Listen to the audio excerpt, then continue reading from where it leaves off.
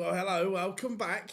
Here we go. Someone is going to be crowned champion, and we will find out over the next few hours. Welcome back to Online Darts here on the final session of the European Tour for this weekend. And it is quarterfinals, semi-finals, and finals coming your way. How are we all? Are we good? Are we ready to go again? First up, it will be Jimmy Van Schie against Luke Woodhouse, followed by Kevin Dutz. There it is against Rapid Ricky Evans.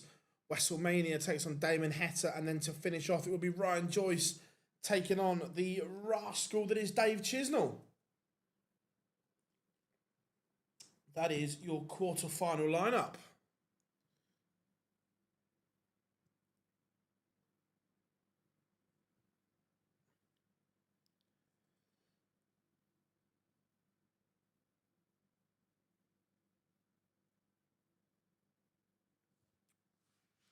Swiss Phil is on the stage, ready to get the players on.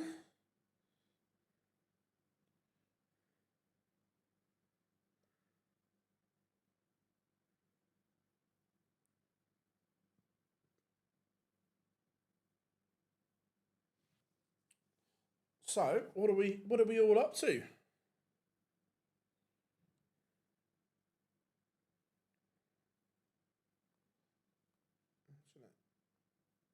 Share some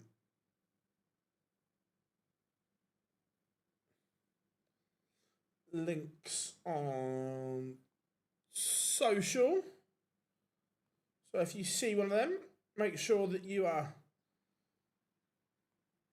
kindly give it a share.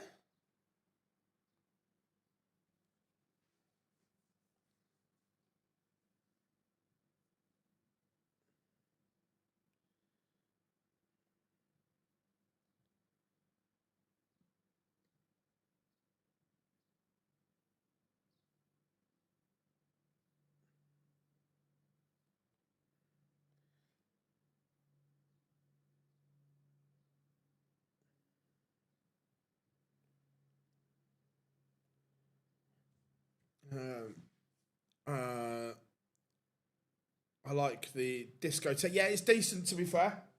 I agree.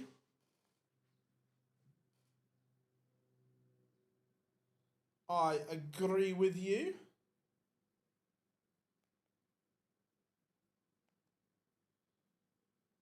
And Jimmy Van Schie is on stage, ready to go.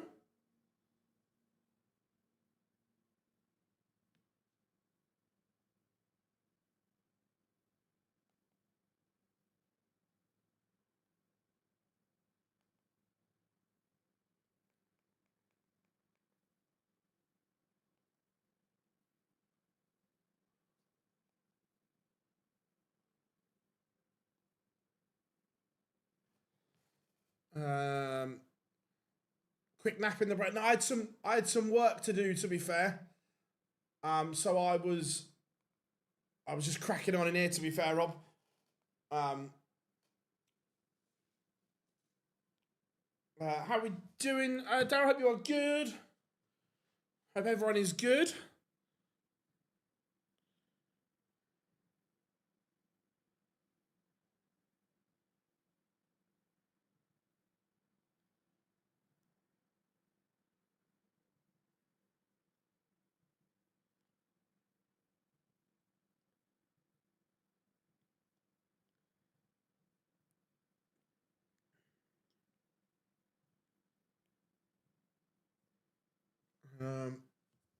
So here comes Woody as well.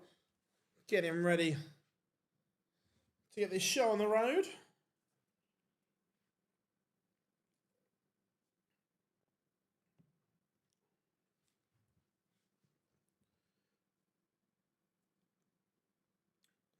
Van Schie has the darts.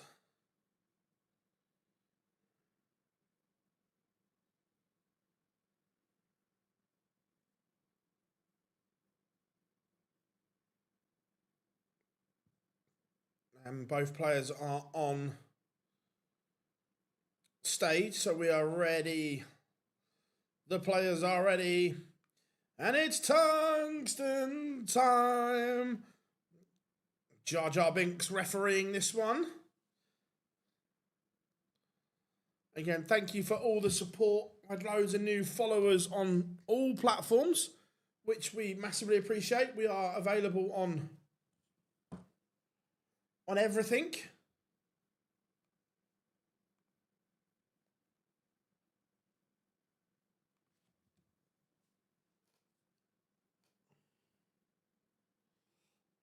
And the practice starts are underway.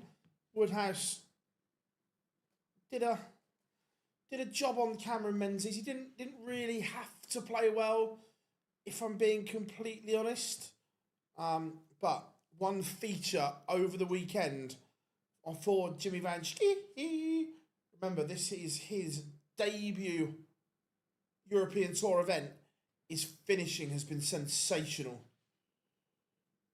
this weekend.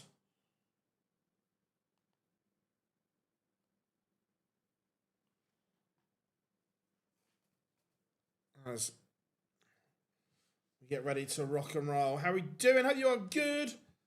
And Woodhouse out of the blocks here.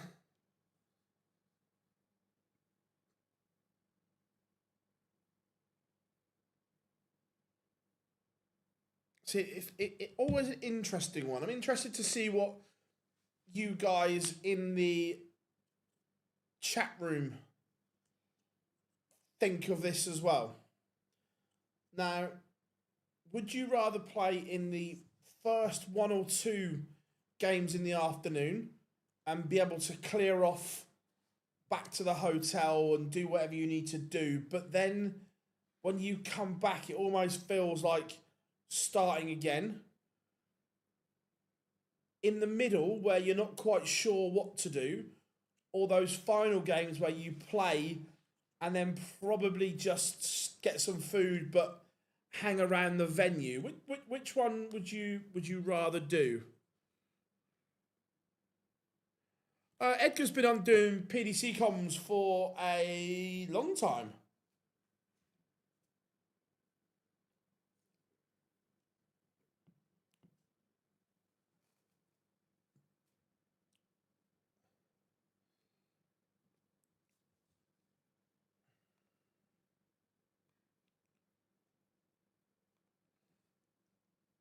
First one, I'd just love to be there to play. Fez. And Van Schie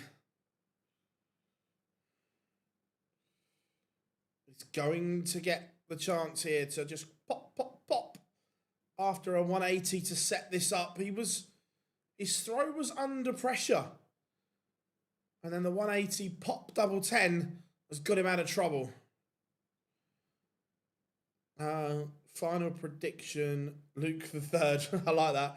Against Wessel. Ooh, what am I going for? I'm going to go for an all Dutch final. I'm going to go Kevin Doots against WrestleMania.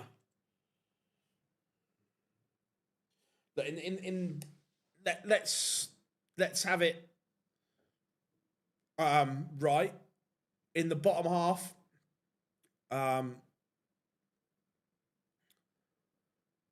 Wessel is the standout name this year. So Luke the fourth is Lukeman.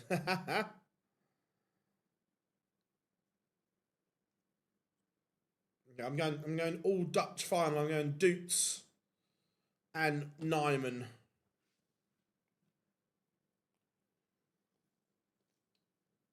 Chisnell Doots. Interesting. I'll be interested to see if Again, we saw all forms of Dave Chisnell today. We saw him play well at the start, then go off, then fall over the line.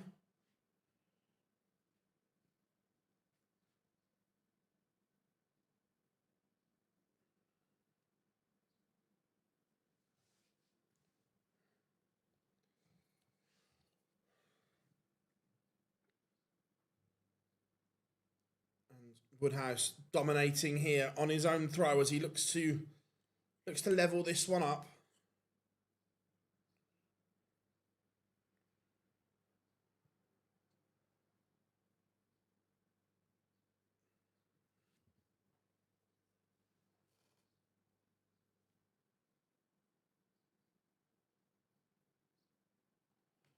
Again, chat room, you might be able to help. I need to try and do this in a little bit.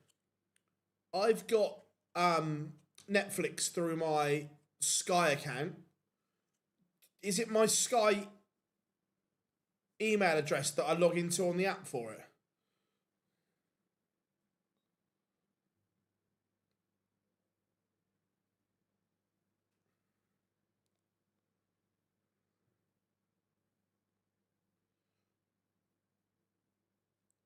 And Woodhouse scoring better than Van Schie at the moment.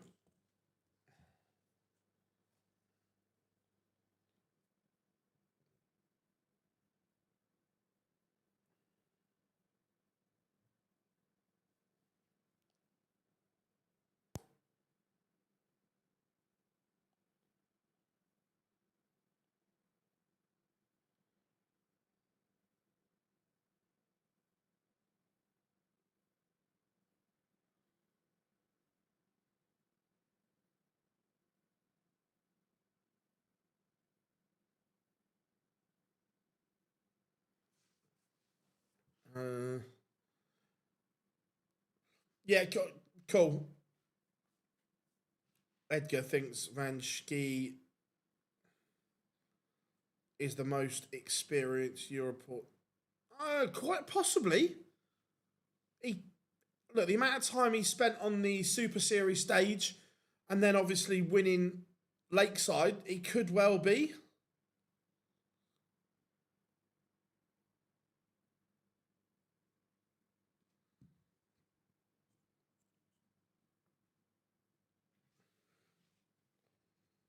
And the Van Schie throw. Good point. I hadn't thought about Duzzer. Yeah. You probably go with that.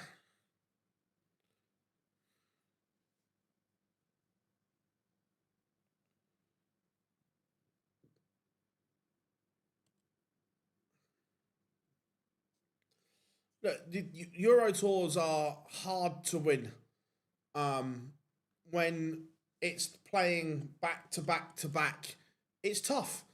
Look, any player that any player can get ready for one game a day.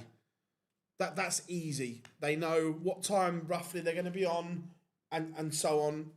It's these Euro Tours are tough to win.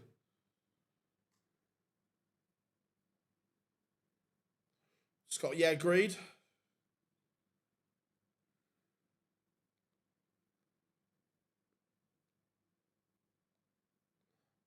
Bunting would have made his Euro Tour debut in what, 2015? Woodhouse has absolutely fluffed his lines.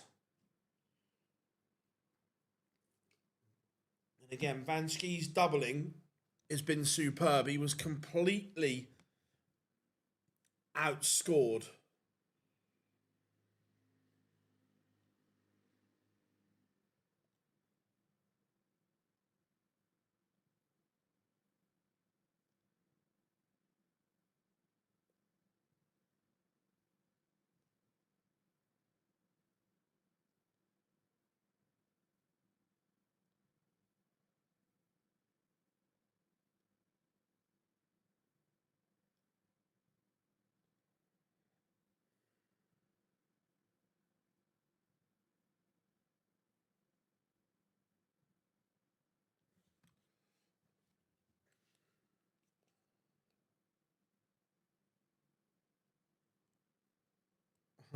Yeah, he's wading all right. Look, he's in front. He's been outplayed for large parts of this tie, but He is winning.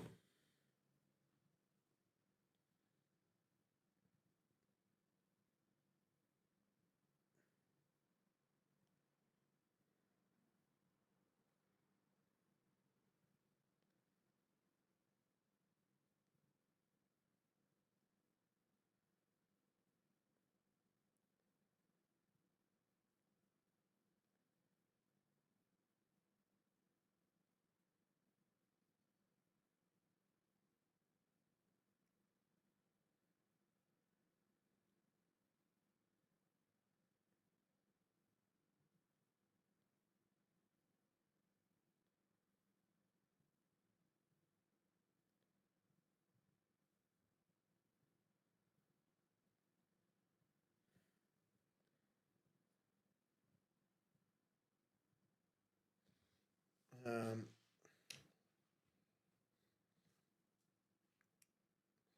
yeah, I've logged in using my email address and the last 4 numbers of my bank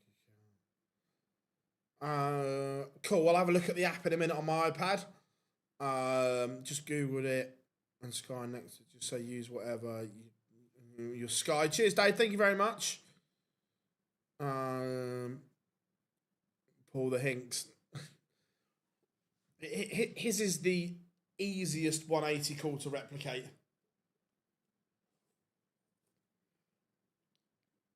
And it is 2-2, and you just feel that Woodhouse is a tad frustrated that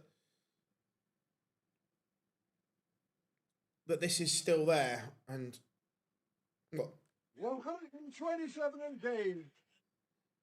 127 in game. Yes, how are we doing, Anthony and Stacey, in the great state of Texas? How are we in Texas via the greatest city in the world? New York is on the horizon. Great to have you in as always, my friend.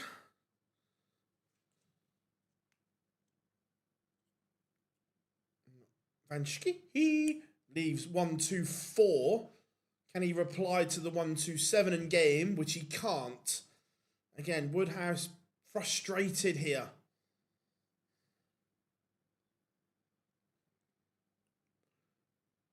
Again, remember, the PDC and the CDC hit New York City in under a month. The US Darts Masters and the North American Darts Championship coming your way. It is going to be 2 unbelievable days of darts. New York is going to be the hotbed of world sport that weekend. We've got the FIFA World Cup. We've got some NBA with the Knicks, but more importantly, we've got the darts in the city that doesn't sleep.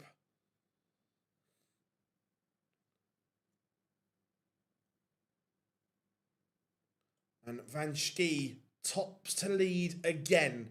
His finishing all weekend has been incredible, but this time it's let him down. And Woodhouse, he'll plonk one in Big 16 and then one in tops. That's what will happen. There's part 1. All right, double 10. There we go. Woodhouse does hit the front. And probably deservedly so. He has bossed Vanschke, especially in the scoring stakes. But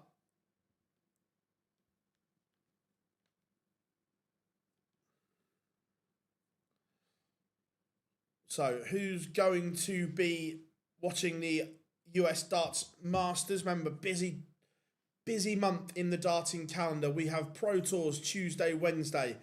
Then we will be live streaming the Nordic Darts Masters Friday and Saturday. Then I will be off to the World Cup. Dan will be doing a watch along for the final session. And then it's New York. What a month. What a month in the darting landscape.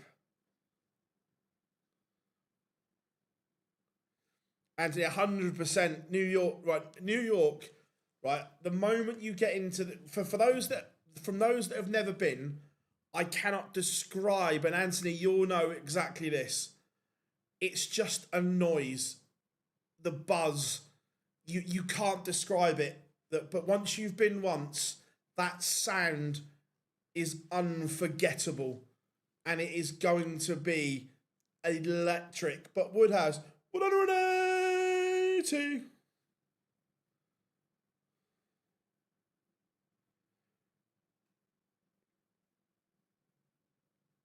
No, and I'm going the World Cup of Darts. I'm off to, not the football. I think Littler and that are going to the football. I think he's squared that one away with a couple of his mates after he did the darts thing at St George's Park.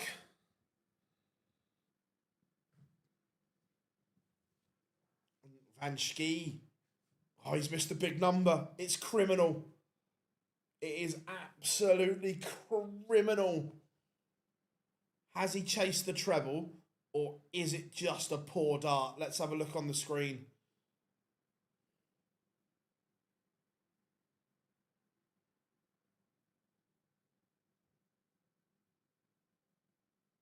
He chased the treble.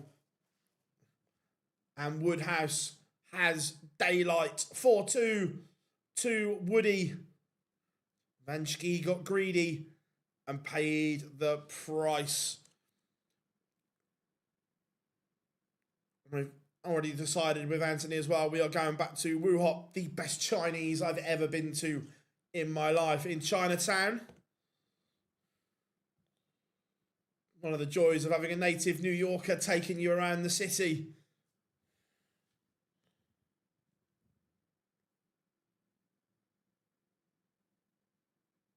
Well, champ snag tickets. Yeah, you know. You know, my friend.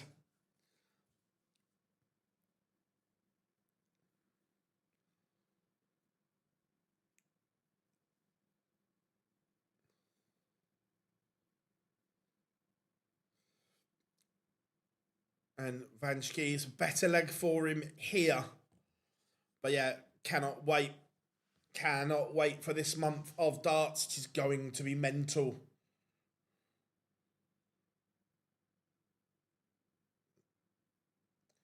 But the setup is good. Hey, fishy, fishy, fishy.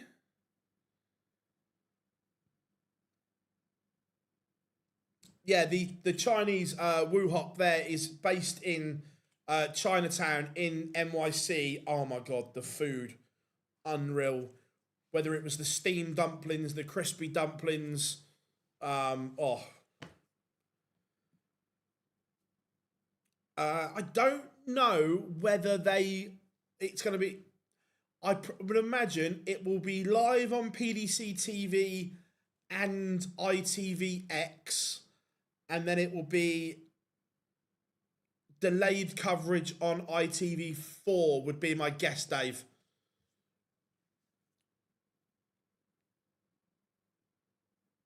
And this would hurt if this goes and doesn't. So Van Schie gets the opportunity to cut the gap to one. And just as we were saying that it was Van Schie's doubling that had been brilliant so far this weekend, today, or this game, it is just struggling a little bit. But he's in this, and it's not done.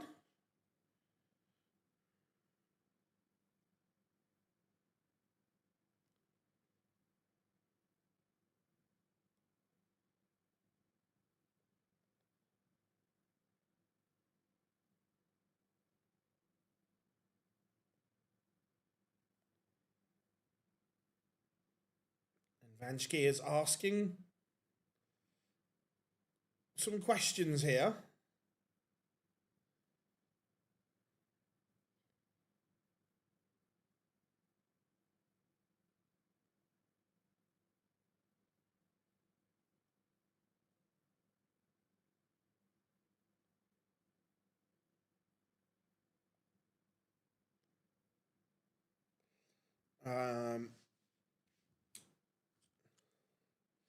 So yeah, I'm interested to see what media they get the players doing this year, because obviously the Knicks are involved in quite a big deal at the moment.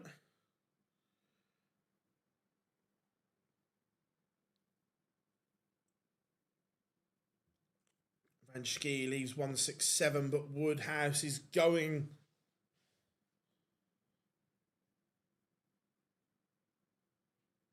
To get a look at this.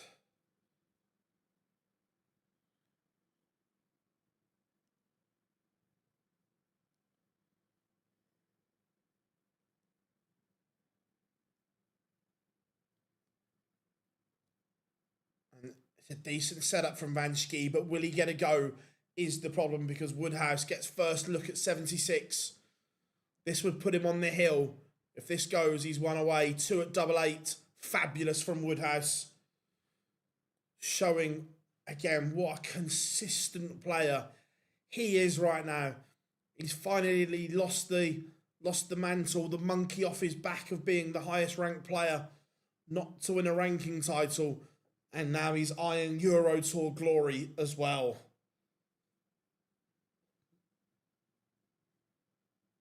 MVG's not in New York.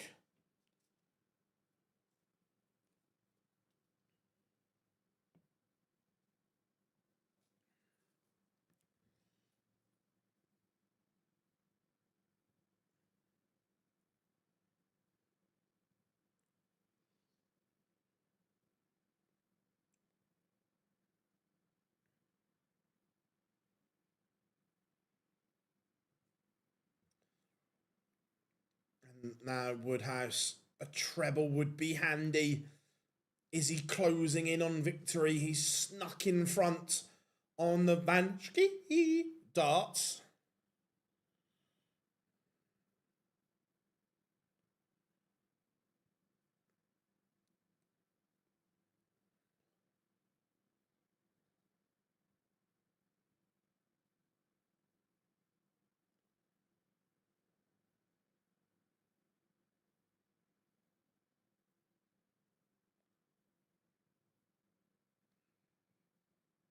What a setup. He's down to a finish. Van Schie has to hit big here. Has to hit big. Needs another treble. It's okay. It could have been better. But Woodhouse 136 to win it.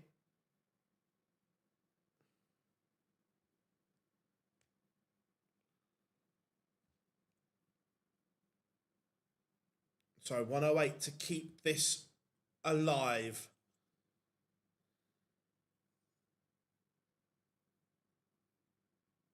One dart and it goes begging. Woodhouse. The same finish that he's taken out already. Tops this time, and Luke Woodhouse ends the debut Euro Tour for the WDF champion Jimmy Van Schie, and Woody is into the semi-finals. And we haven't played this one for a while. I just like it. Blackpool in July, London in December. Blackpool in July, London in December. And a great weekend for Van Schie comes to an end, but Woodhouse marches on. Second quarterfinal coming up next. Ricky Evans, surprised this weekend because he's been struggling for form, but Rapid Ricky seems to have found something against someone that very much is in form, and that is Kevin Doots. There it is. I think the viewing numbers at the darts will drop come the World Cup. I think they'll be okay come the World Cup because of the time difference. I think the viewing numbers will be okay.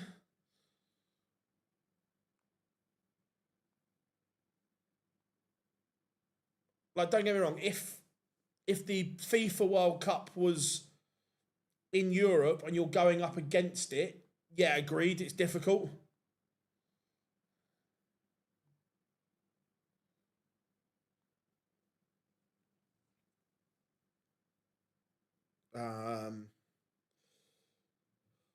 You see that Stephen, Bunting, Josh Rock not included.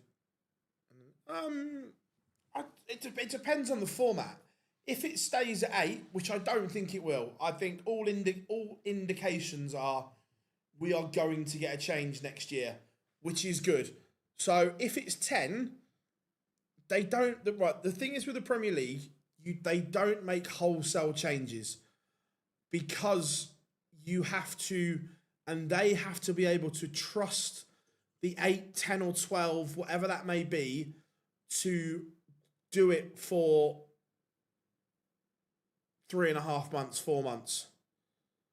That's why the Premier League players are tried and tested. Yes, they bring in a couple of new ones here, but there are still 6 that you know are going to do it. So look, have they got work to do to be included? Yes, but I wouldn't rule them out. How are we doing, Jason? Good to have you in.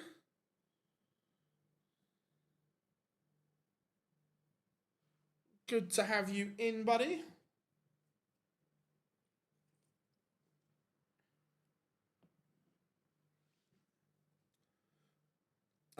What, the Darts World Cup? Poland. I really like the look of the Polish team. We've got about a minute, 10 seconds till pictures return.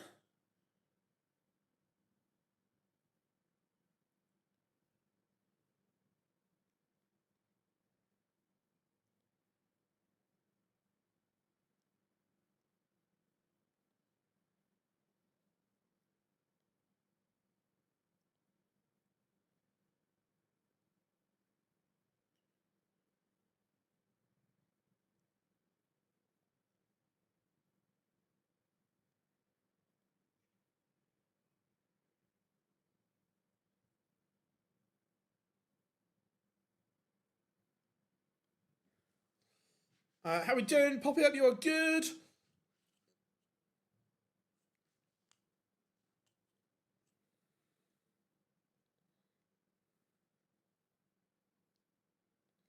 Right. Score predictions then. What are we saying?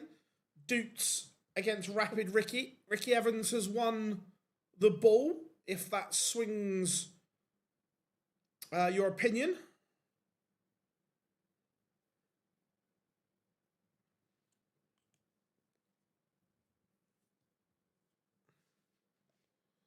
And pictures are returning in Kiel for the Baltic Sea Darts Open.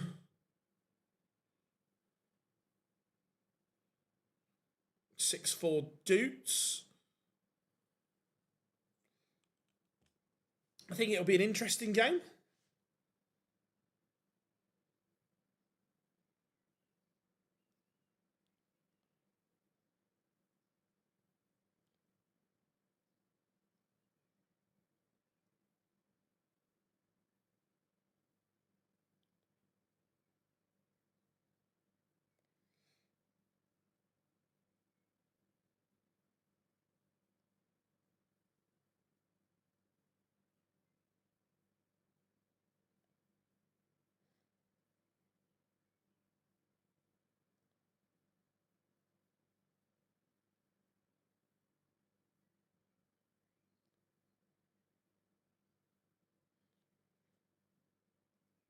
All right, Swissville on the stage.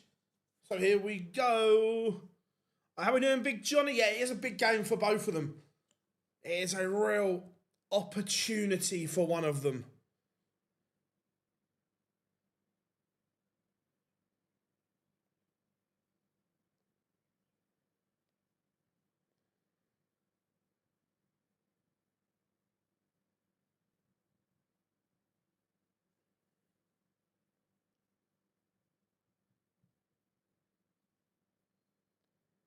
Here comes Ricky. He's ditched the silly headwear.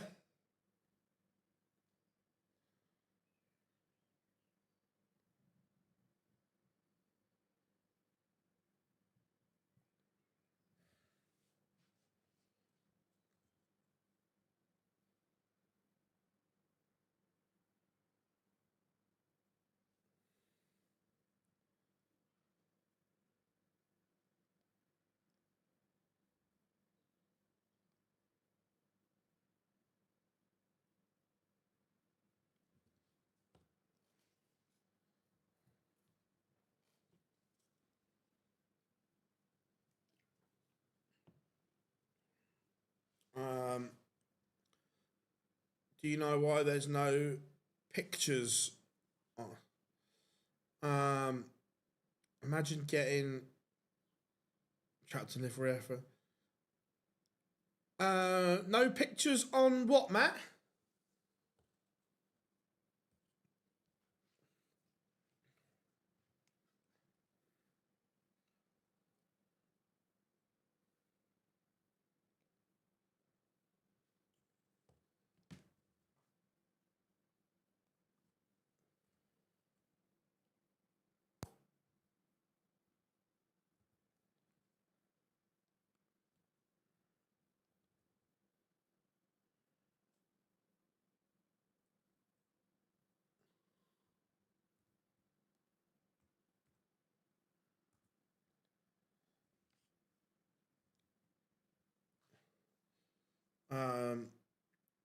I am watching the darts, and there is only sand. Well, on PDC TV, I've got mine on, and it's fine. I know that doesn't help you, but yeah, I'm watching it okay.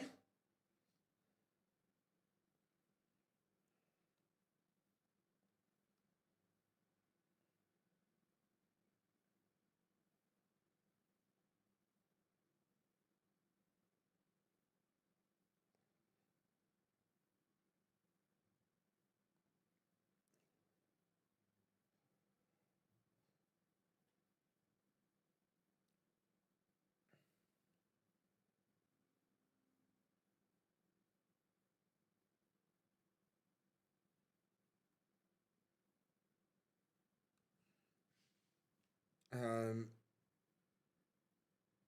all right, Doots is on the stage there.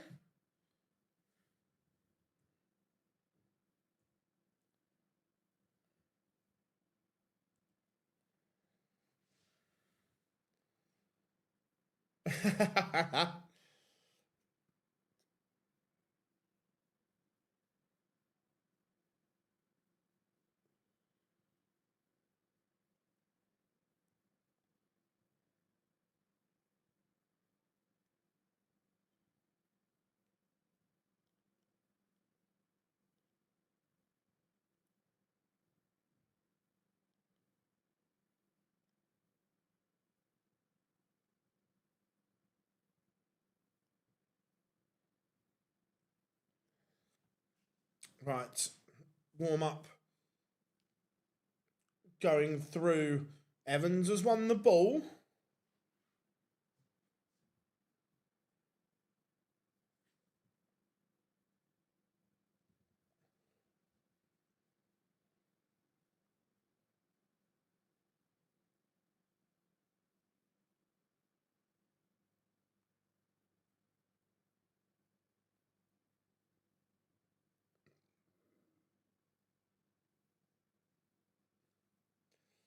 Again, Ricky Evans always been so close. Is this the weekend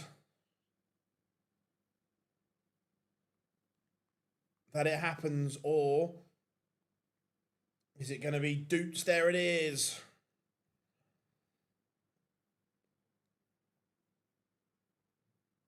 Evans has made a fairly fast start here.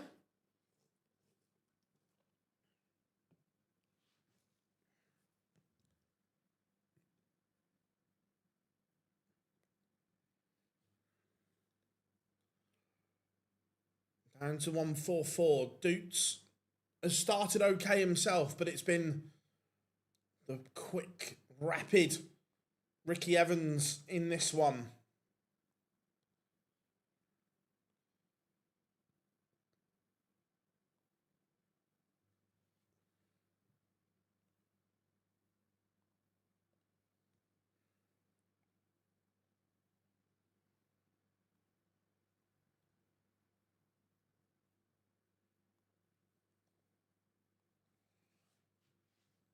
And it is 1-0 to Ricky Evans. He holds fairly comfortably. Very good from him.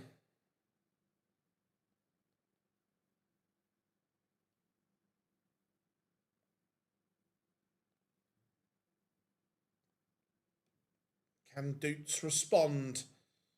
He's going to have to. And 182.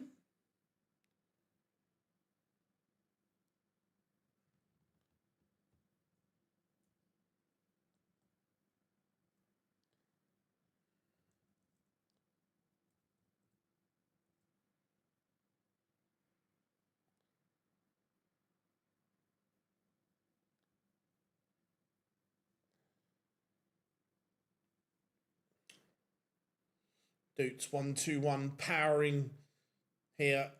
He's now averaging 106. Evans still around the 95 mark.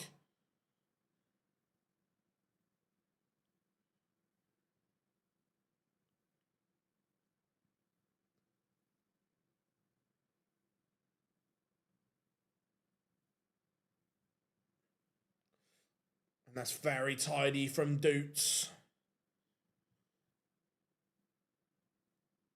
Very tidy indeed.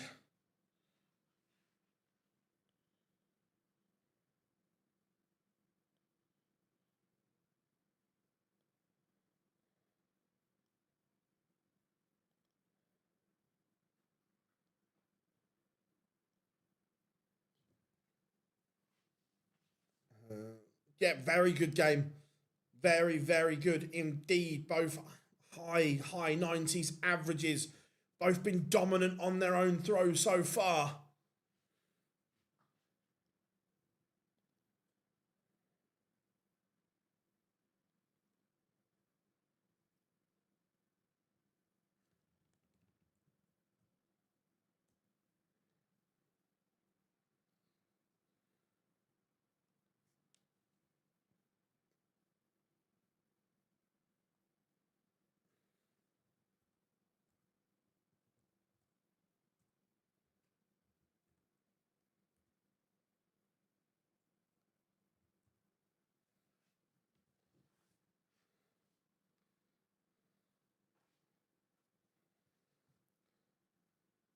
And again, dominant from Evans. 2-1.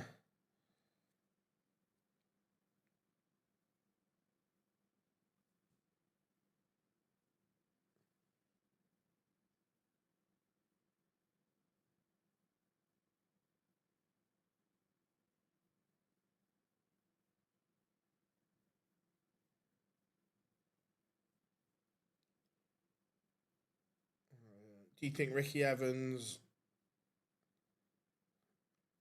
Hey, he's playing very, very well. And kind of out of nowhere and a surprise as well. Because he came here in no form whatsoever. And now all of a sudden he's averaging 106 and he has the Doots throw well and truly under the cosh here.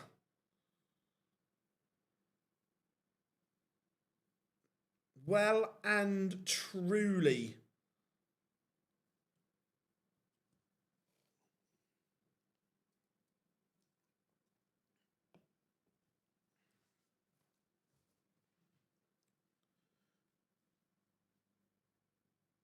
I'll say this would hurt, but the 148 is not going to go, but he does leave a double. 74. Will Ricky get one or two darts to break? It's going to get two.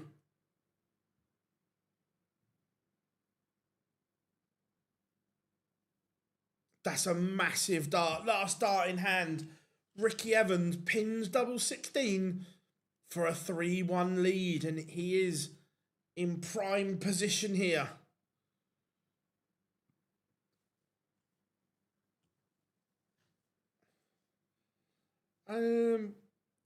Where would he be if he wins? I wouldn't say prime position. Unfortunately, Ricky's had quite a poor season for his standards, where even if he wins the event, he's still 10k behind qualifying.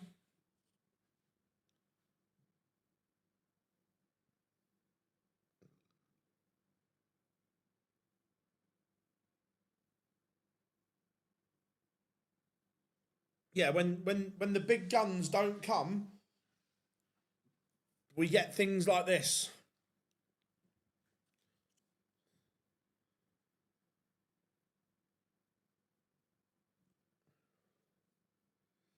But Doots has put in a special leg here to potentially break straight back.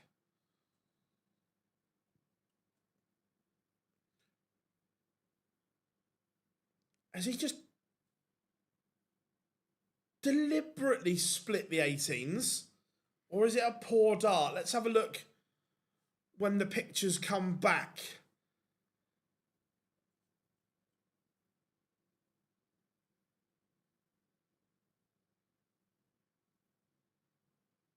No, he didn't split it. It was a poor dart. I was going to say that's a brave move, but he was on for the 9, and now he's under the cosh because Evans could pop the 102 and not going to. The problem is Darrell's down about 60. Yeah, look, there's loads of players that on their day are all good. It is the live score page on the PDC website. Go to pdc.tv, and then at the bit there'll be a bit that says live scores. Click on that, and then when you open up the game you want, you get all this.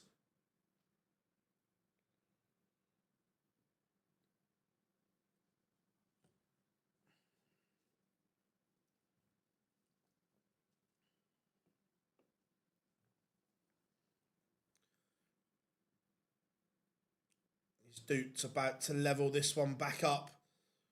He's found something. Ricky's levels have just dropped from that 106 average at 3-1 up. Yeah, 2 seconds.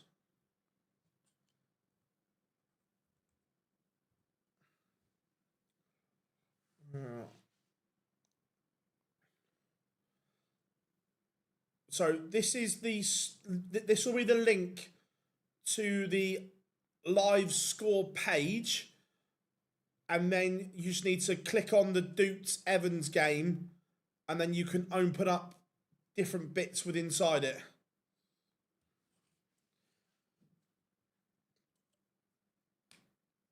An 80 for Doots. Not going to go, but Ricky Evans not on a finish.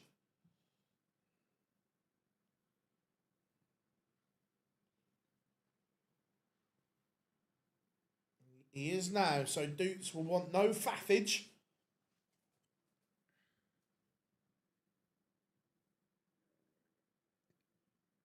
And it is 3-all in the blink of an eye. Back-to-back legs for Doots, but he's still got to break the Ricky Evans throw.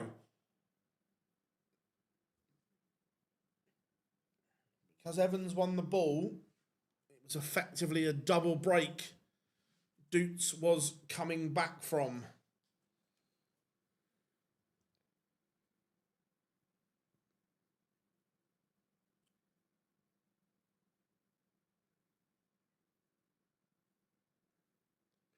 $180.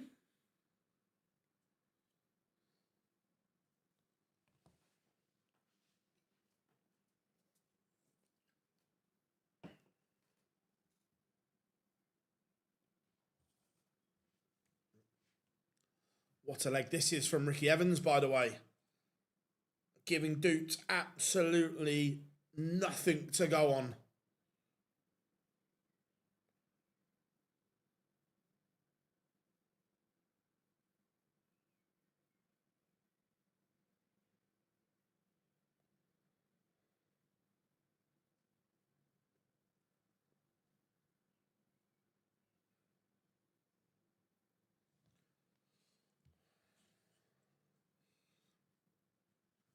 The problem is, I think Chizzy could beat Ryan Joyce. I don't trust either player particularly. They could either both turn up or both have a mare.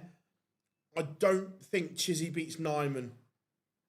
I think that might be a bridge too far. And Evans, despite messing around a little bit, does level things up. Oh, sorry, does move back in front again. 4-3. Doot, is he going to respond?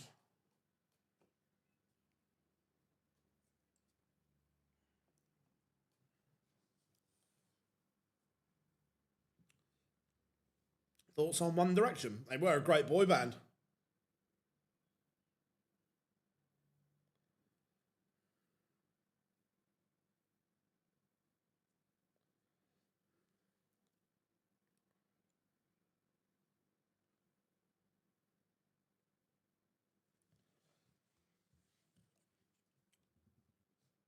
Both just dropped a little bit in the overall numbers, but Evans, again, the big thing for him is that 40% on the outer ring. That's been the catalyst for him.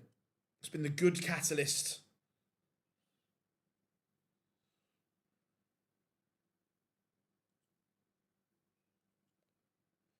What a 177 to leave a double. He has the Doots throw under all kinds of pressure. Now, does he go straight for it or does he split?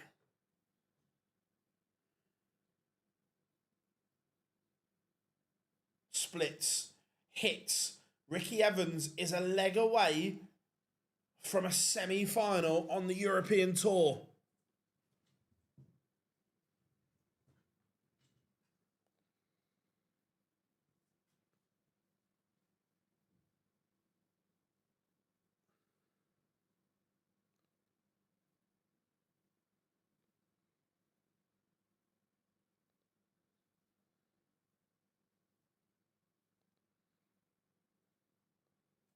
And he is flying.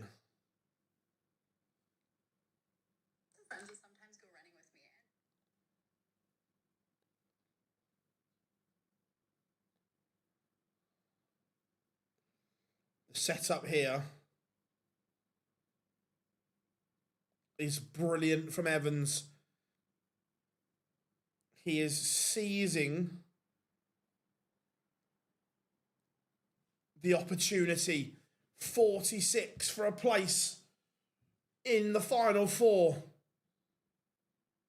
And Ricky Evans is a semi-finalist.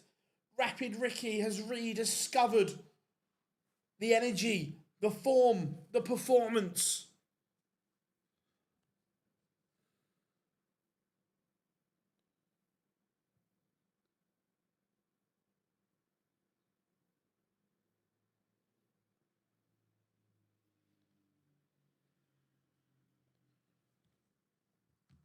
Yeah, Ricky Evans will face Luke Woodhouse for a place in the final on the European Tour. Now, both of them will look at that game and think, damn, I've got a chance here.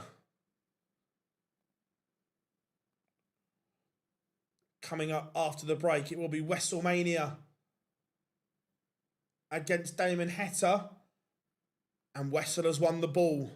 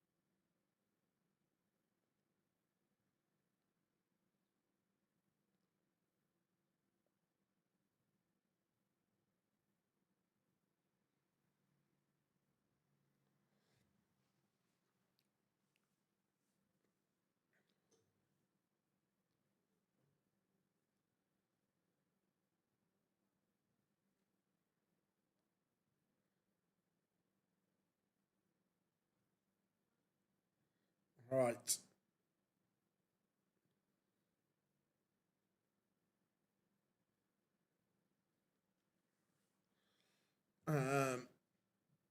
But he doesn't like gravy. Yeah,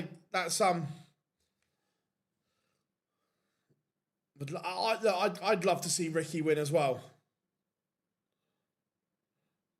I don't think there's many people that wouldn't like to see Ricky win.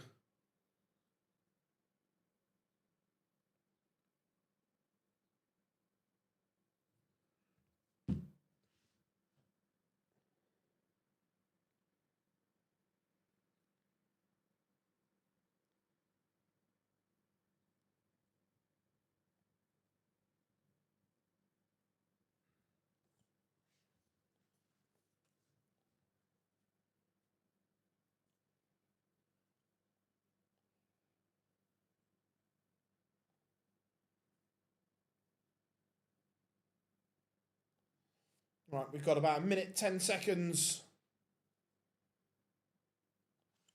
till pictures return. Get him out on for the set.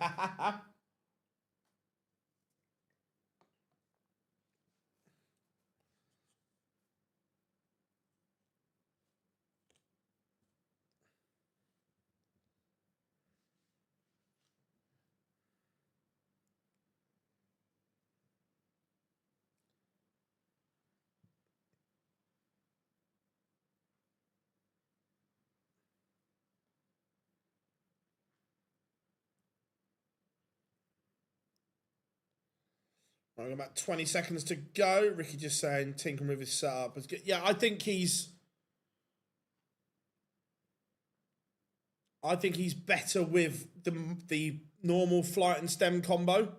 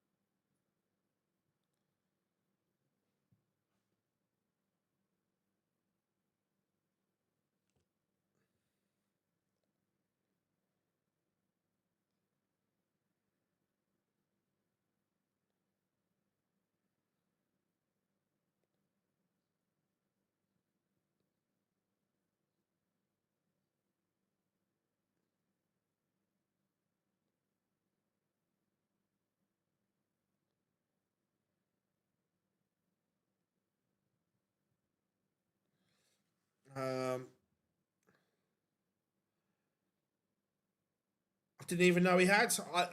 Hand on heart, I have never watched anything by the Sidemen. I don't even know who they are. Obviously, I know KSI is in there because of everything else he does, but I've never watched anything. I couldn't tell you who any of the others were. So,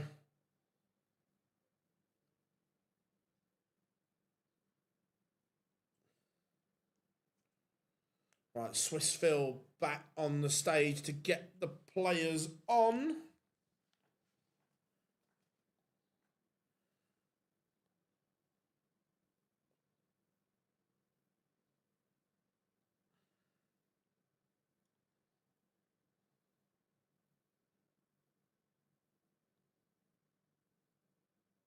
Like I say, I've never even.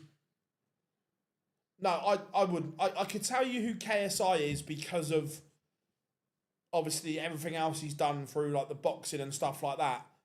But if you put any of the others in front of me,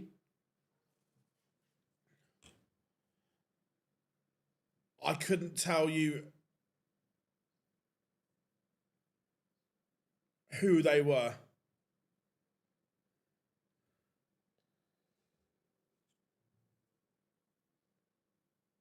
Surely, no, I haven't got. Genuinely, I've never watched anything by the Sidemen. Obviously, I know the name, but I've never watched anything. That's not my era, not my thing.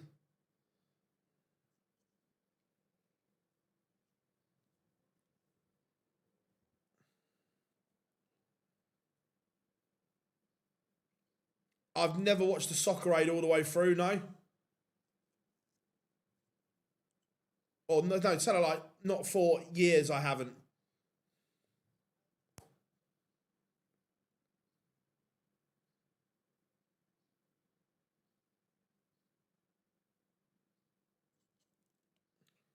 Yeah, it's just not my thing. No, never watched the Sidemen charity match. It's just not my thing.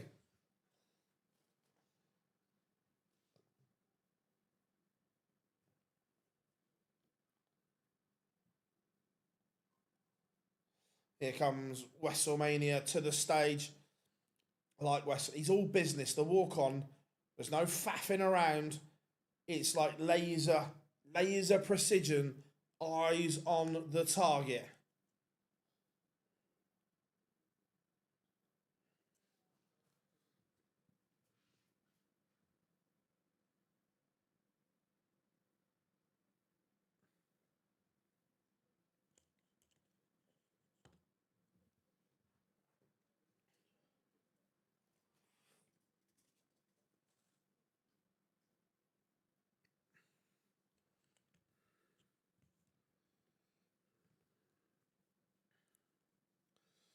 Right, time for Game On. Opera Boy referee in this one.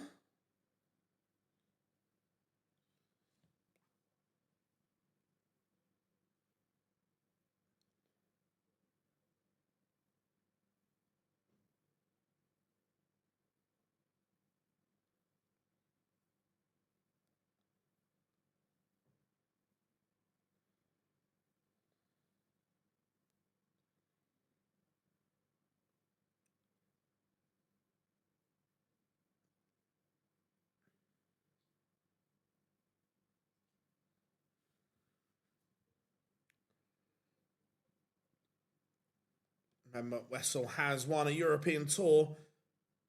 Is he going to add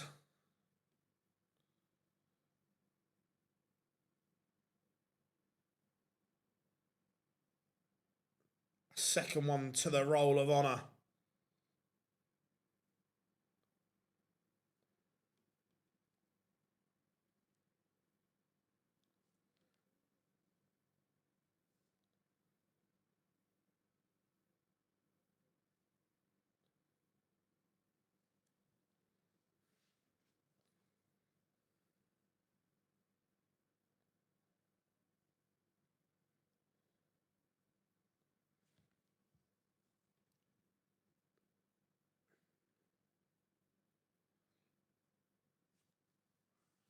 Again, Heta. He played really well this afternoon.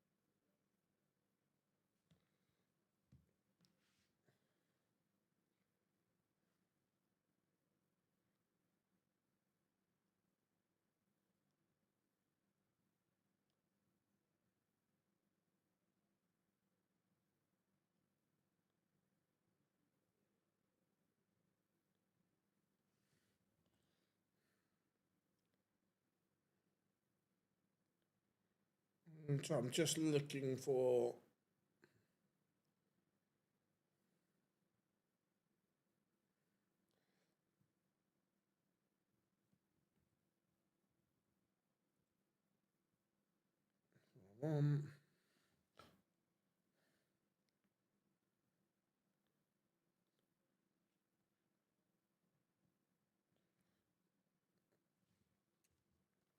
Right, where were we? Wessel has missed...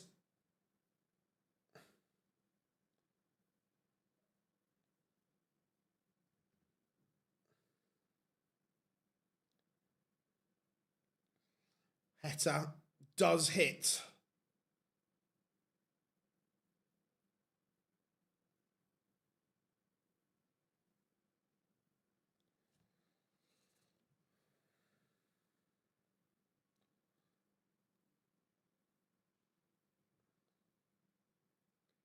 I watched it as a kid, going back some.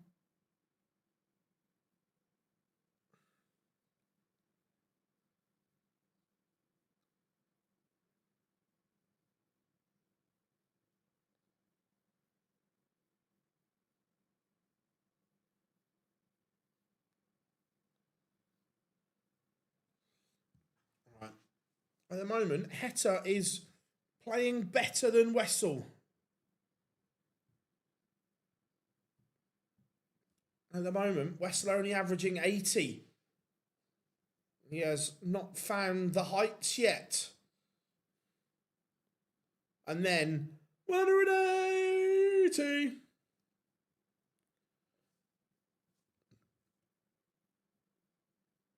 Is he about to break straight back?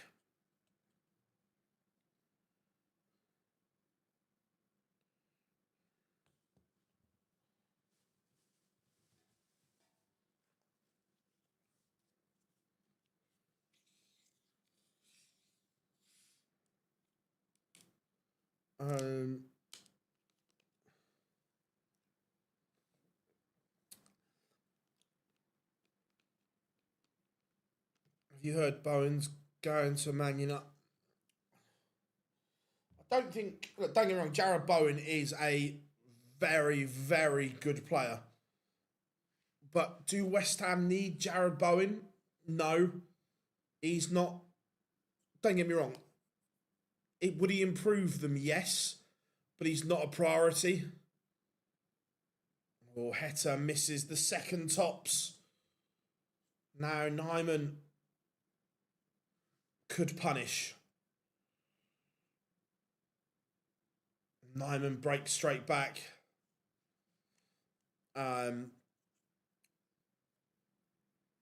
Here's a question for you. What do you think are the hardest two-dart finishes under 100?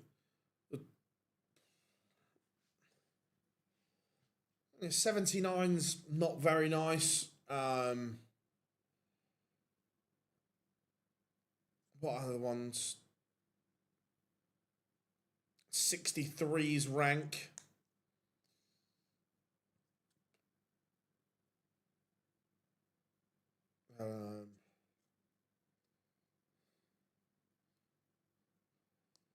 He's West Ham captain, but everyone has a price, and West Ham will have to cut costs, and that will involve player wages and transfer fees. So if the price is right, I think anyone is for sale in that West Ham team. The same as if we'd have gone down. The same principle. That everyone's got a price. As the $1 Million Man once said. But Nyman's going to get a look at 1-2-1 here.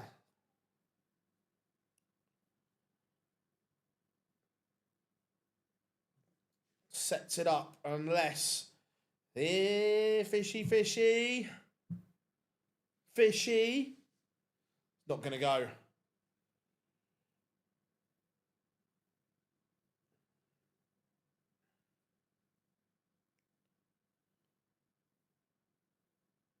You also got to think it'll be with the England squad, and they'll all be in his ear. Wessel has made hard work of this, and again, the reason you don't deliberately choose to leave double 18 because you end up going round the houses like this. And you get punished because Heta bangs the bullseye. He's been dogged here, Damon Heta.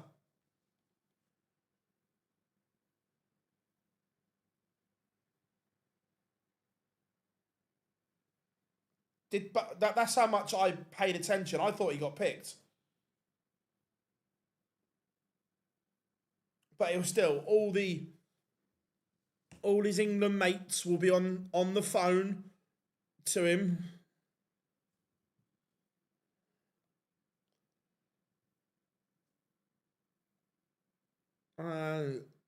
Yeah, look, Andrew, it's the cold reality of when a team or teams get relegated from the Premier League, everyone has a price because you have to cut your costs and cut your cloth accordingly.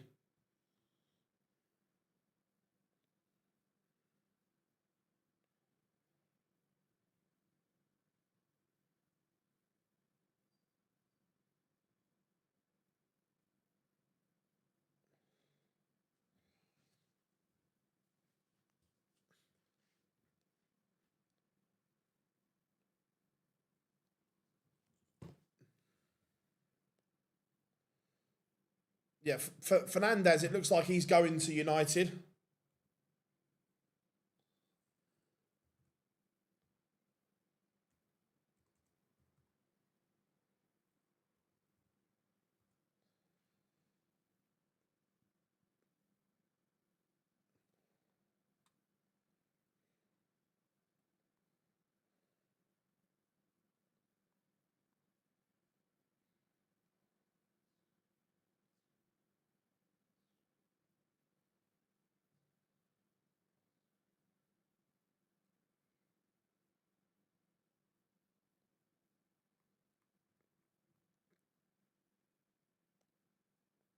I haven't got the numbers in front of me, and I'm not going to be petty and go and look for them or anything like that. But I bet Bowen's done better numbers than Fanboy this year.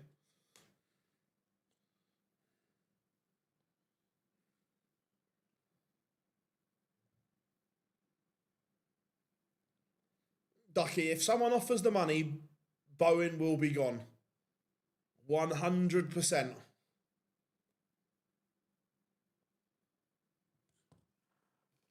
If anyone offers the right money, West Ham will accept it.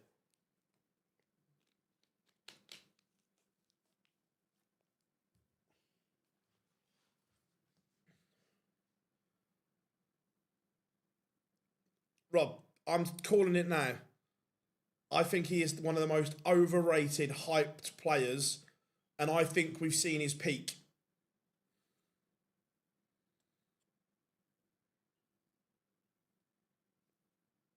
Wessel 3-1 down. Teresa.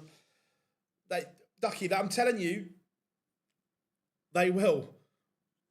If the money is right, they will sell him. They have to. I'm going to use Newcastle because it's in the chat. If Newcastle come in and offer 70 million, they will accept it. This is a huge moment, and Damon Heta is now 4-1 in front on Wessel. And it goes back to leg 3 when Wessel faffed around and was broken. I reckon. I reckon Bowen was involved in more goals and assists than Saka this year.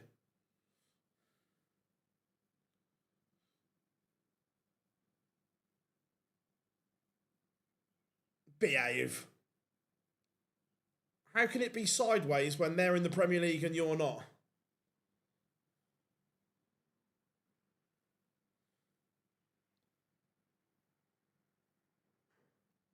Damon Heta. What a weekend this is turning into.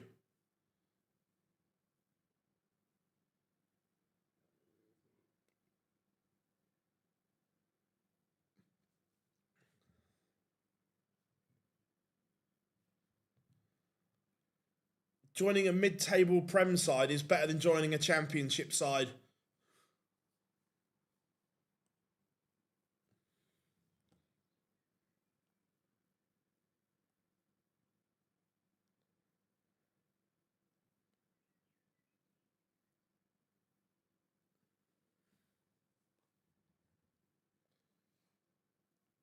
Again, misses from Nyman.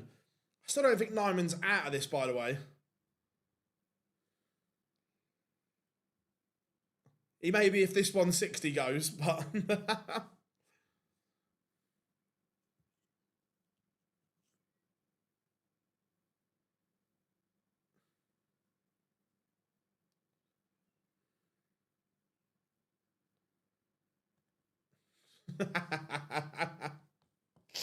Oh, I like that, Rob. And Nyman does get a break back. He's still in trouble here, but every time Nyman gets it right, he outplays Heta. What Damon Heta has done extremely well is every time Nyman has made a mistake is punish it.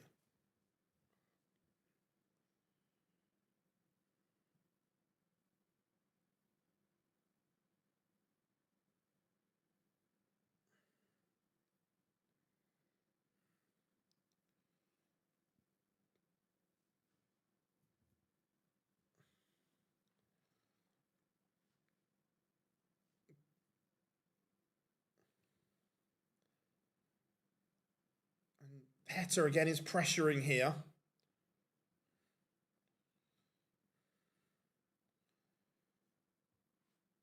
We got the... You just look at it. Every time teams go down, they get ransacked because the money is right.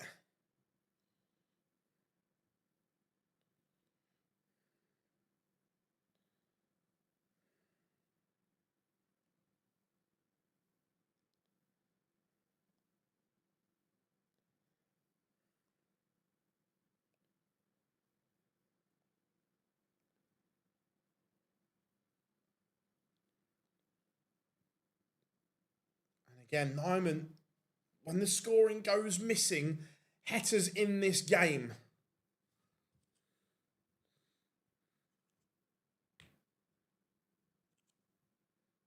It's a fabulous setup from Damon Heta, and this is a big, big moment. Nyman needs another one to apply some pressure.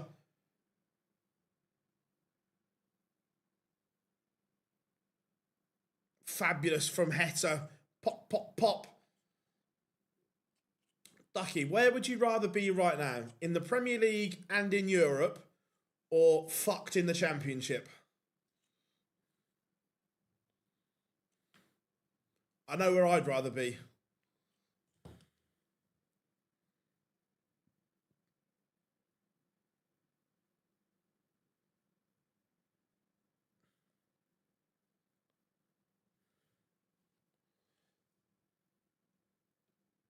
Can Nyman win 4 on the spin? This would be an upset. In the current climate, this would be an upset. But you look at the doubling stats. Nyman 2 from 12. 18.2%. That's the Achilles heel. Anyone would rather be in the Premier League.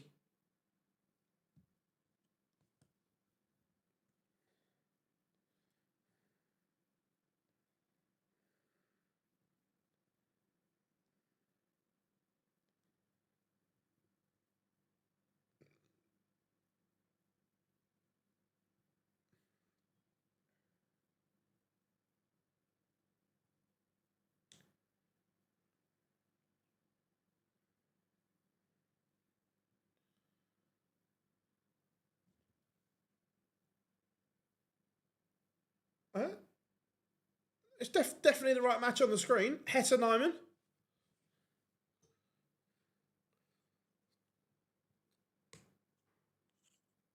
And it looks as if Heta is about to cause a little bit of a shock. This would be an upset. And now all of a sudden, if you're Ryan Joyce or Dave Chisnell, you're eyeing up a final.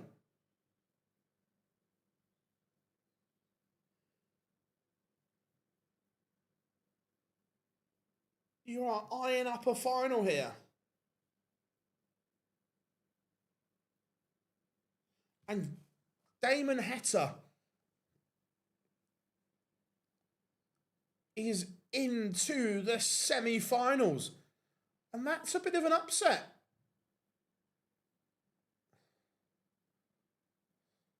No worries, man. No worries. Sorry, Ducky. West Ham are not a big club.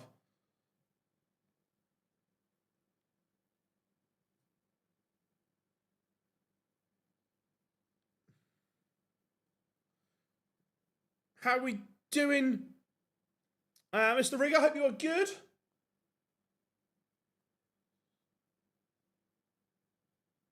Yeah, this...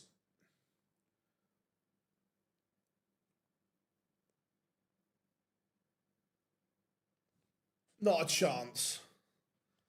Not a chance. You don't even own your own ground for a start.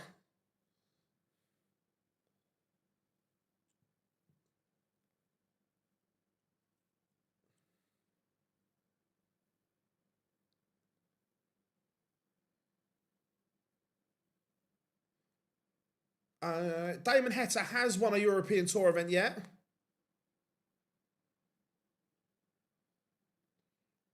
Behave. Behave.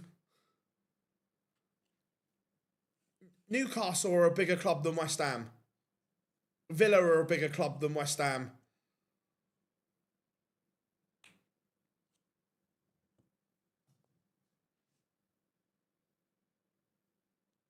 Heta lives in Gibraltar. No, he lives in the UK.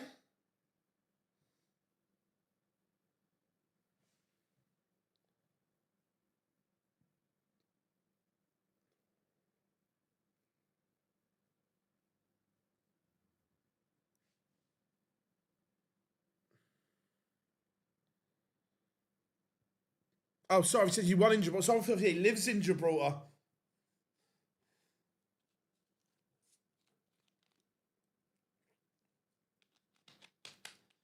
If you're going on this season, Crystal Palace are a bigger club than West Ham.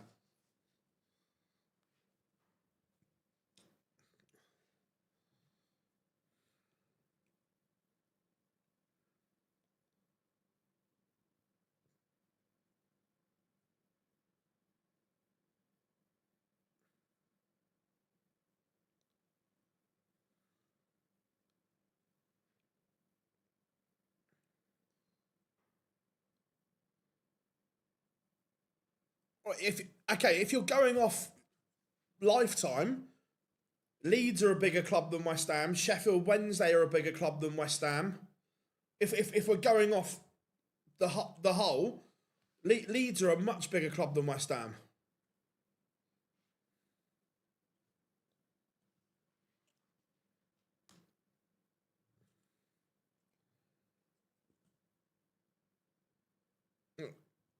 West Ham are only a big club in West Ham fans' heads.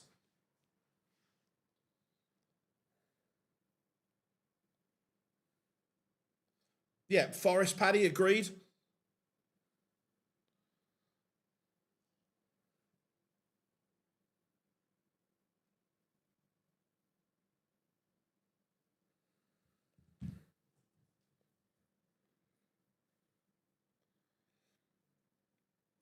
Being the pride of East London is nothing to shout about.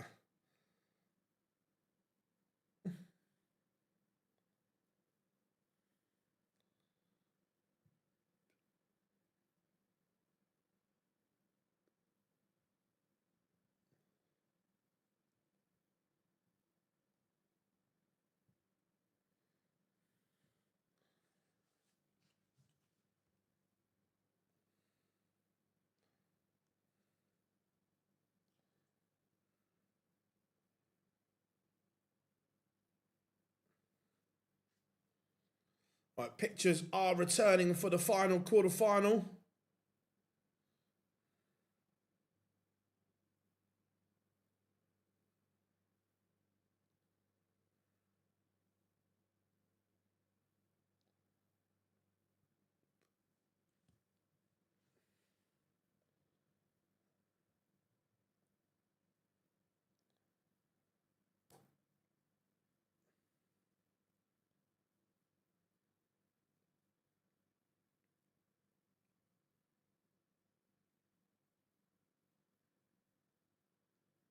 the big six doesn't mean about winning. The big six is your commercial value.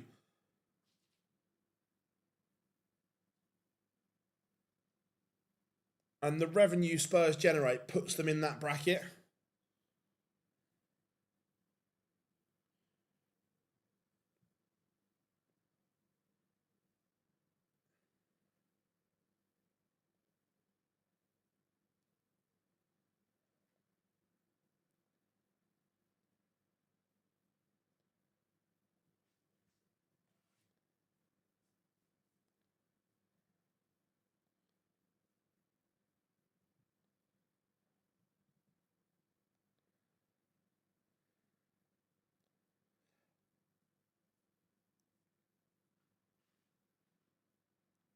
Your West Ham aren't worth the money the big six are.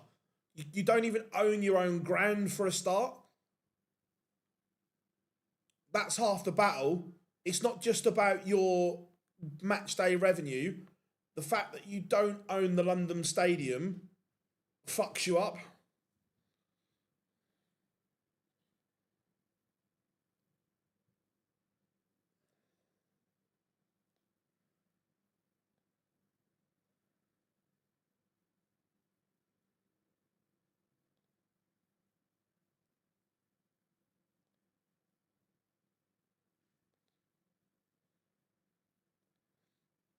They bought the Etihad. They own Man City own the whole Etihad complex.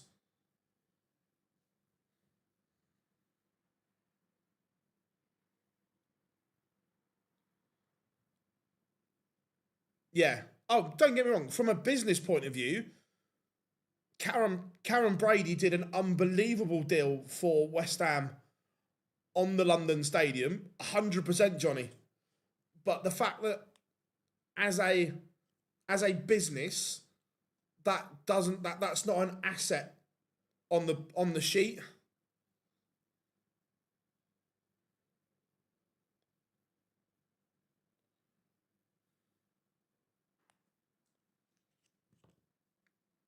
Whether you like her or not, Karen Brady is an unbelievable businesswoman. And like Johnny said, the deal Karen Brady got for the London Stadium was daylight robbery. But the fact that you don't own it is the issue. Oh yeah, 100 for everyone else, it's a joke of a deal, Dave. I agree, but for West Ham, the fact they're paying peanuts is unreal.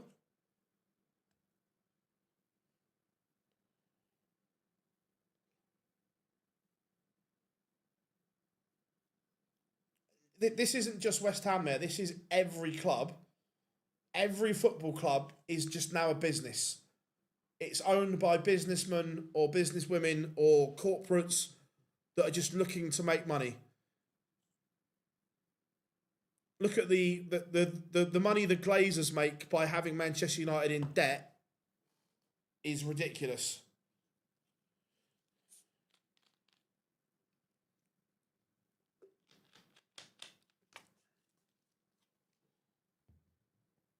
Oh, 100%.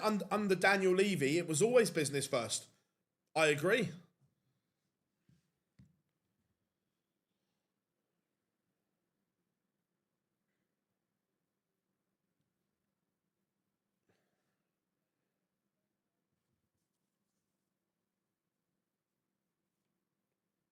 All right, Brian Joyce has won the ball here.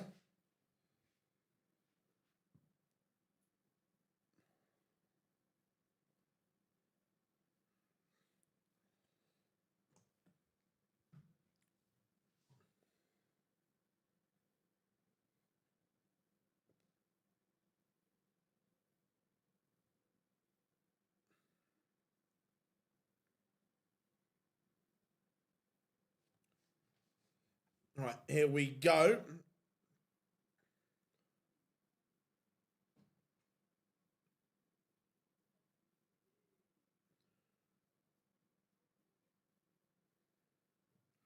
Ryan Joyce has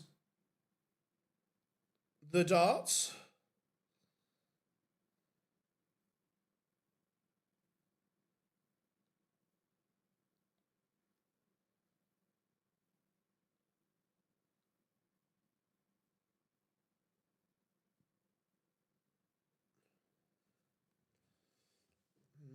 Chizzy slow out the blocks here in leg one.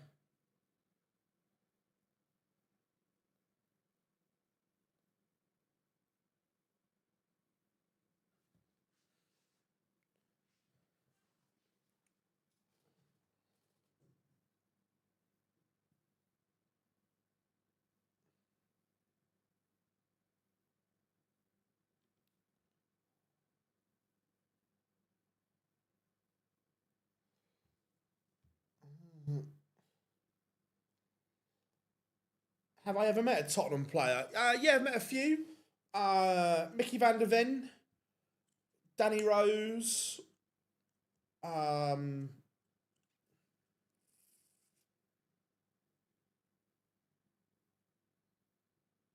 Gaza.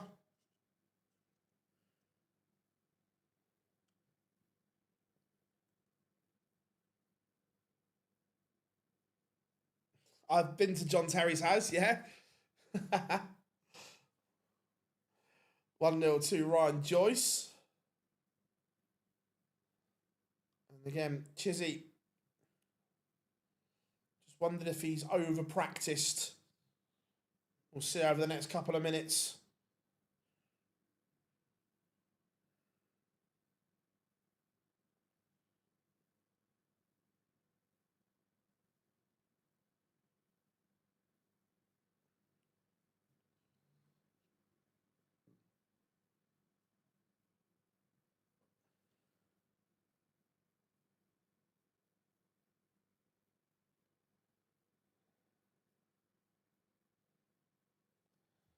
It would be funny if he tries to go for it again.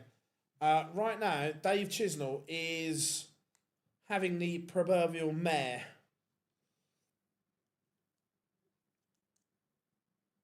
He is a mile behind at the moment. Ryan Joyce.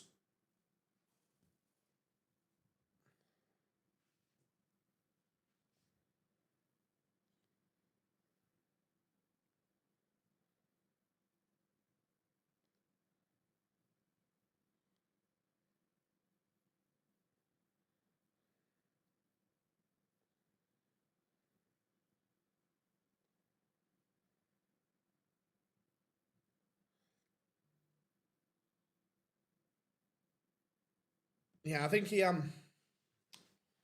may have over practiced. I'm just grabbing something off the desk over here. What am I? Where is it? Sorry, I'm still there. I'm just looking for. There it is. Put it in the bag instead. And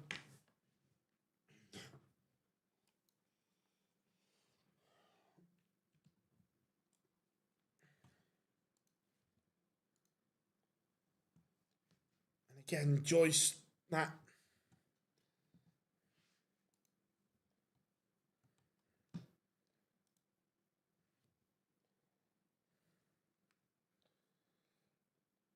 Splits it and normally flourishes in this area of the board and does.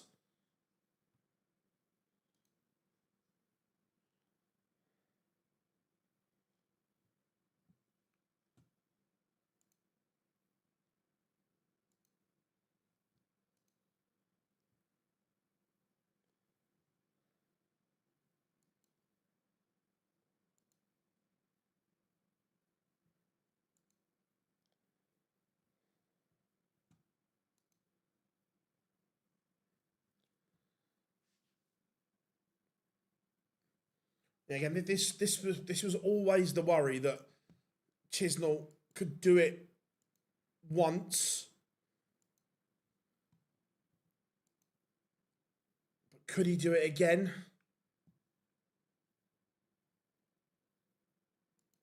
That was always the issue.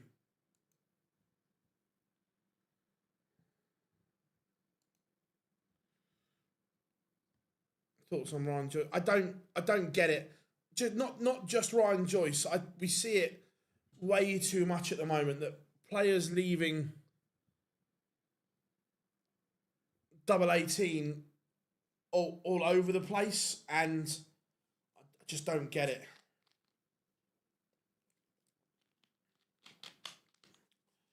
If you're going at it with one dart in hand, that's a bit different.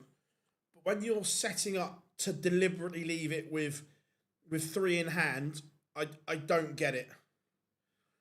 Like, if it's at the end of a combination, if you've got 96, that's the way to go. I get that.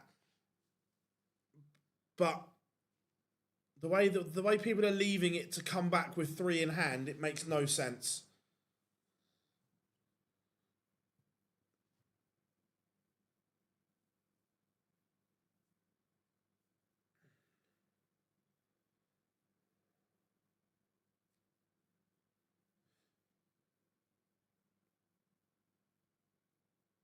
And again, Chisnall, the scoring power just isn't there at the moment. Just isn't there.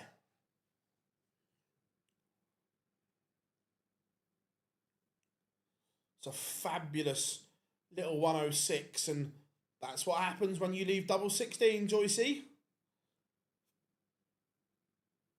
You go pop, pop, pop.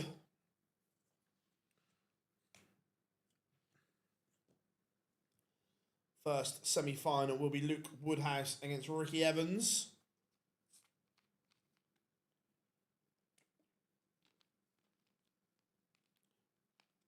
Put your hands up in the chat room if you think Chizzy's over-practiced between last 16 and quarter-final.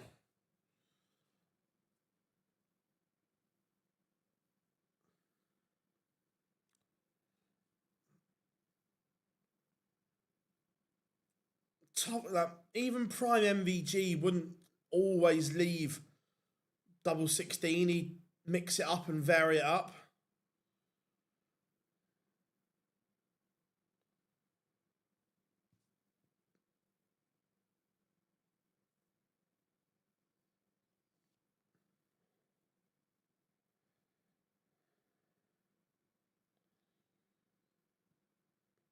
Incoming here.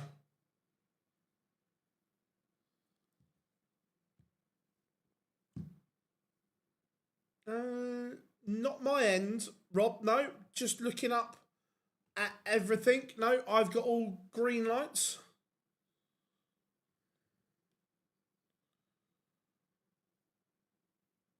Double 16. And he pins it. See, this is what you do, Ryan. 4-0. Chisnall in a world of trouble. What do you think is better? 90. What do you think is better on 90 with one dart left in hand?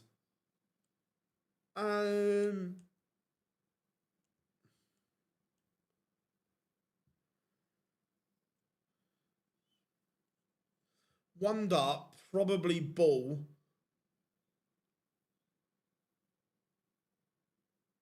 But there's not a lot in it.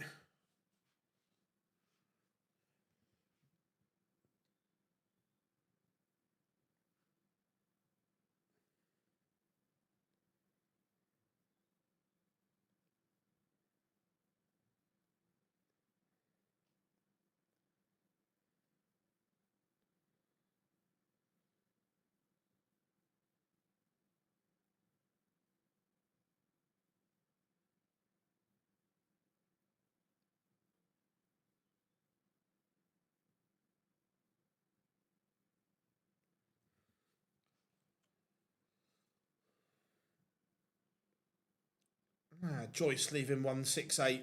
Brilliant. Brilliant, Joycey.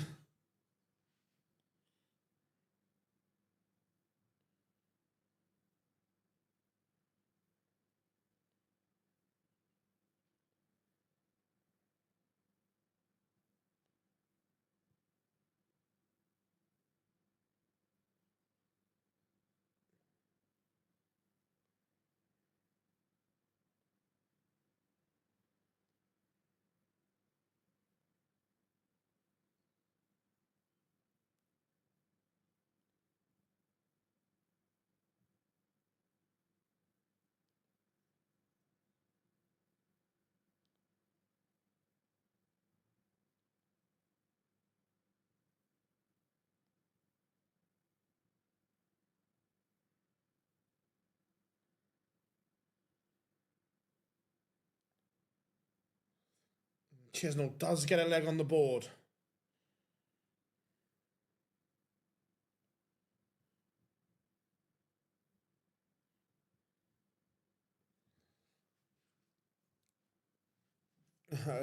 Yeah, welcome to the Ferret School of Counting.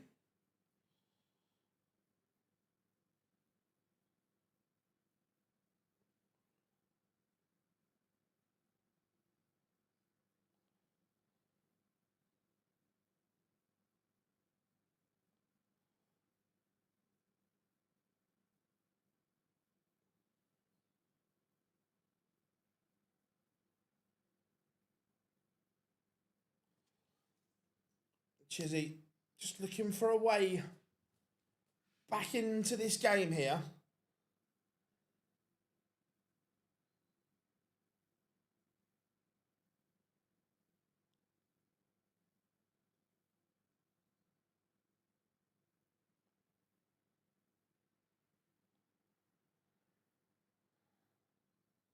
It's still not averaging in the 80s yet. It's still not great from Dave Chisnell.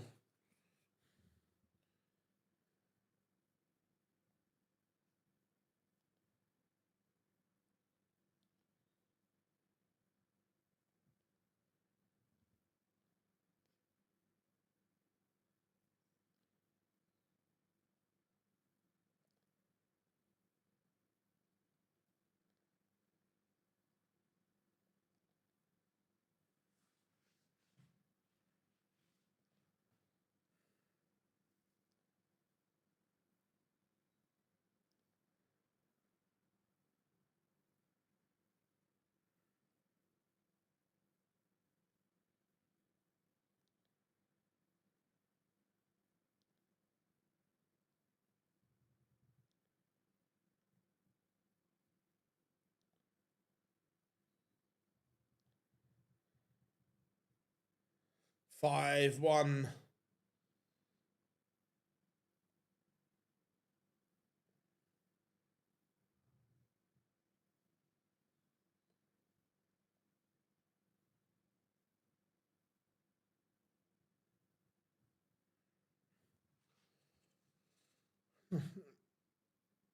Now look, Woody's. To be fair, whoever wins this one, there is a massive chance for someone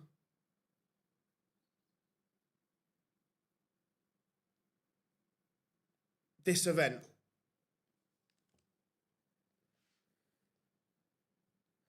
There's a massive, massive chance for someone.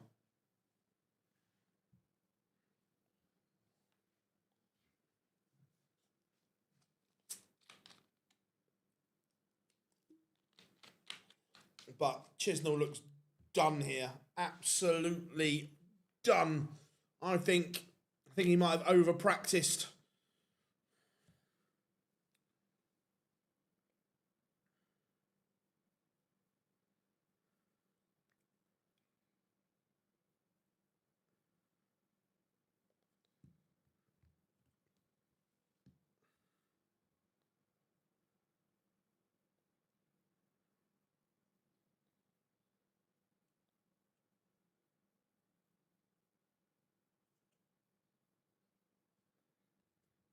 Joyce just look to set this up.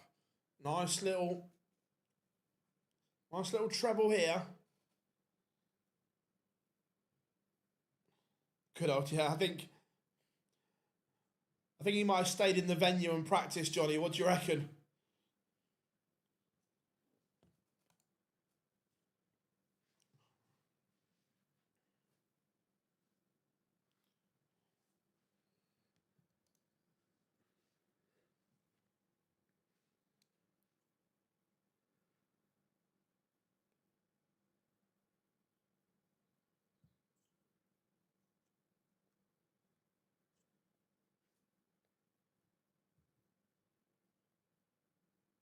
Yeah, I've heard the same.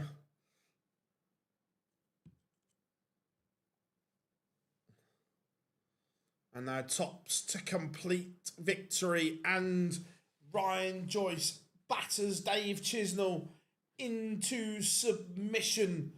It is a 6-1 win for Ryan Joyce. And Joyce has only averaged 90 in beating Chisnell 6-1. That gives you some context of how far off the pace Chizzy was in this game.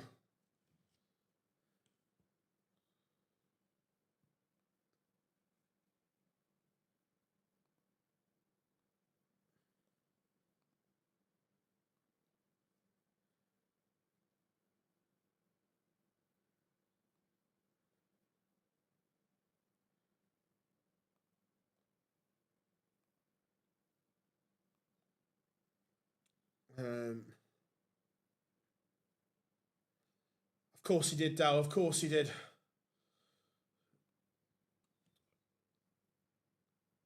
Phil, what do you think? Look, could Ryan Joyce win a Euro Tour? Yes. Do I ever see Ryan Joyce winning a major? No. I think that winning on the Euro Tour would be his crowning glory on his career. And look, there's nothing wrong with that either.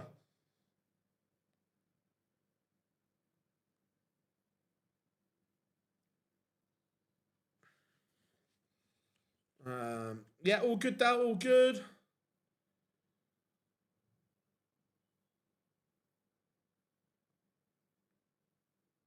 Yeah,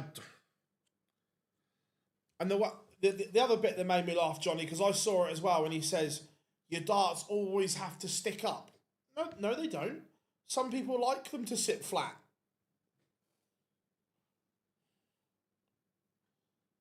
For some people, the moulded flight and stem system is better for them, but not everyone. You have to trial and error and work out what's best for you. It's not a one shot fits all.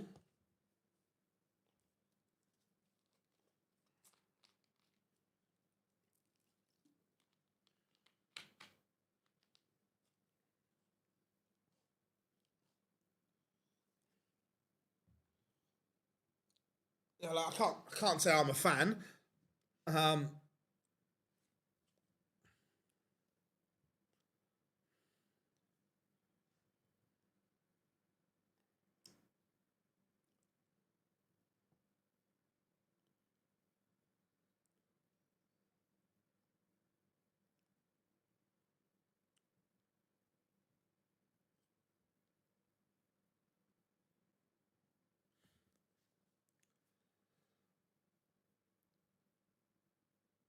Yeah, I 100%. And because he's got that flicky throw, Rob, they don't have the reason Littler doesn't get as many on the floor or the deflections with the moulded flight and stem is because his is a proper powerful throw.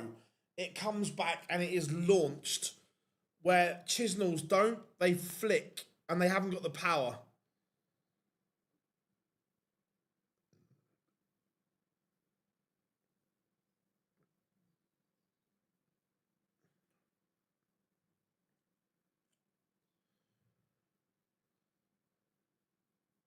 We've got about 2 minutes, 40 seconds till pictures return. Right, tomorrow I'm going to set myself a note and I'm going to get all the cameras set back up properly in here tomorrow.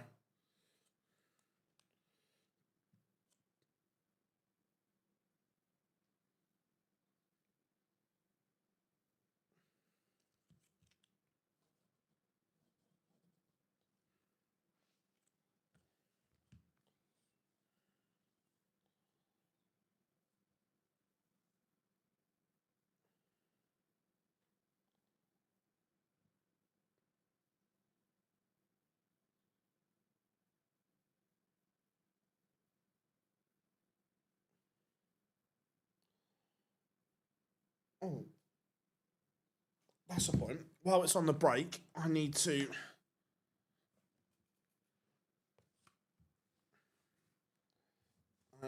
sort my.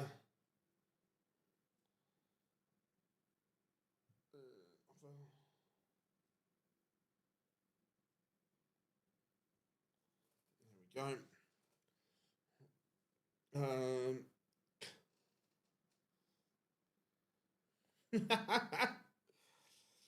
Oh, sign in.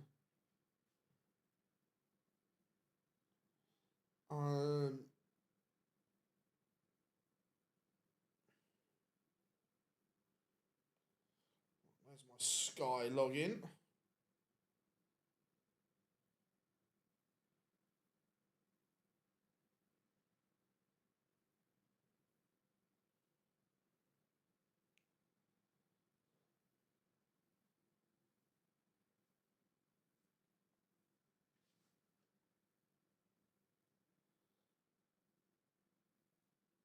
Uh,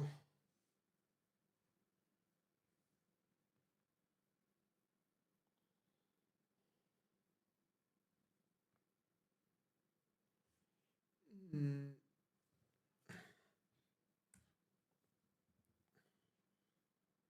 Yeah, yeah. Evans has made a final before.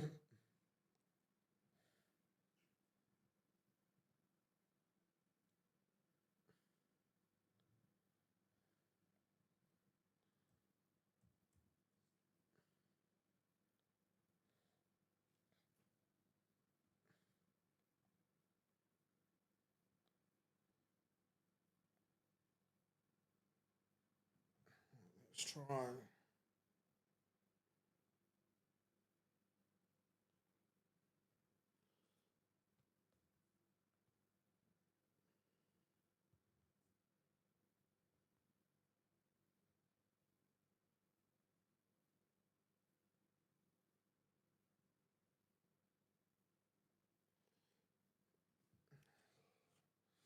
Wait a minute, everyone. I'm just getting the zapper out. Say zap, everyone.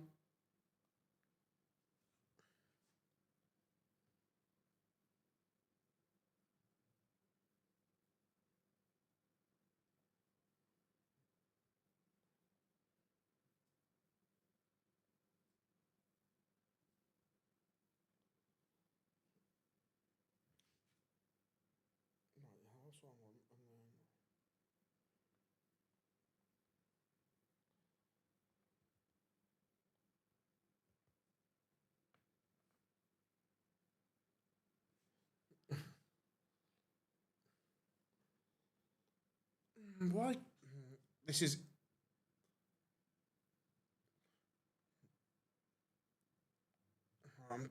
So I'm trying to work out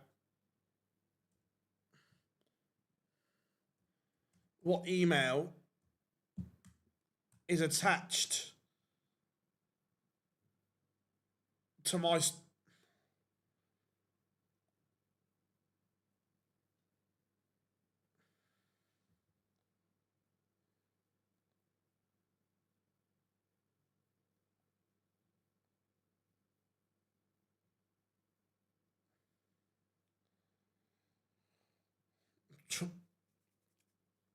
So I've got Netflix through my Sky deal, but I'm trying to work out what email address it's on.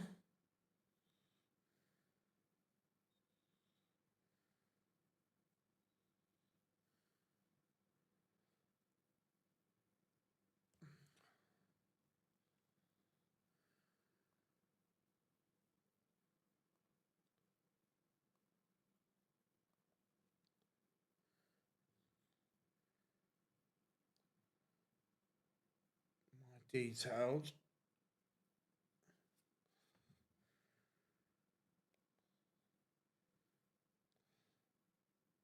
Ah, right, okay, that email address, okay.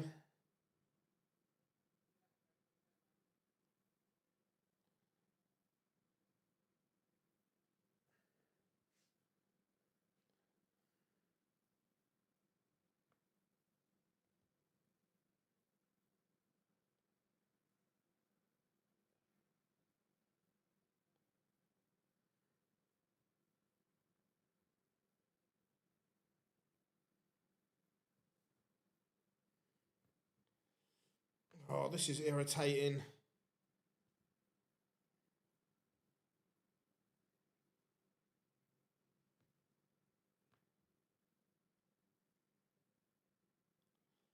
Well, that clearly doesn't work.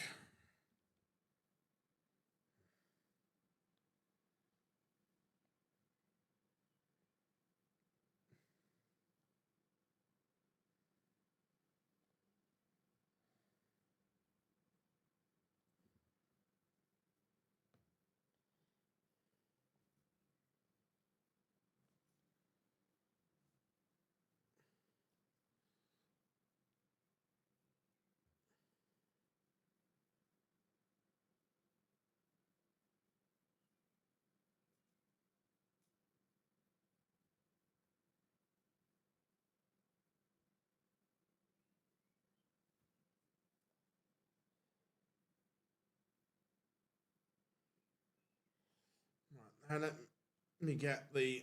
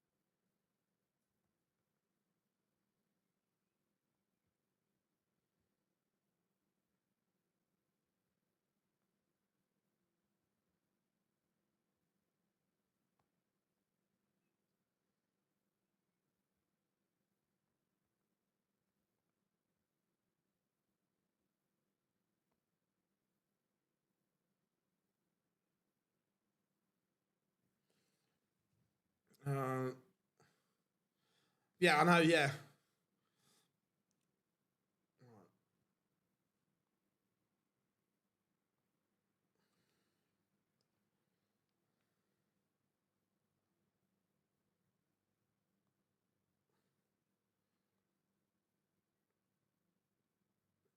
Right, Woody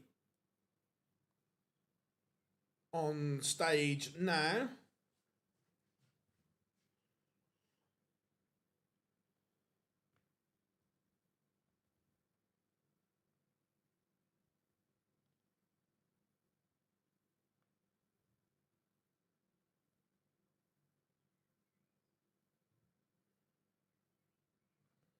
Right, here we go then. As I try and get to the bottom of why I can't log in.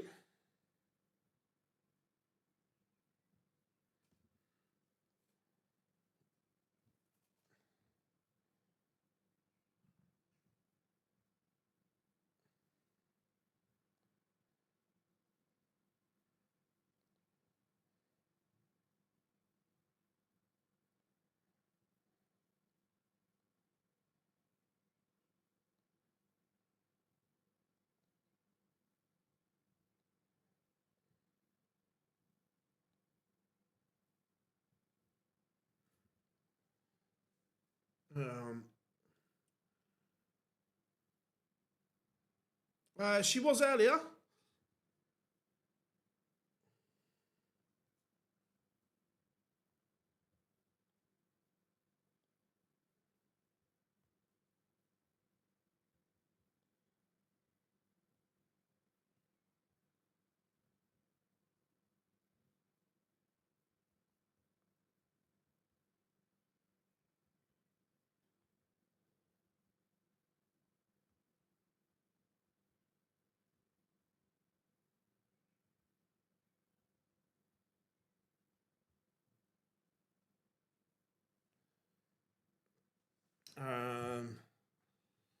Right.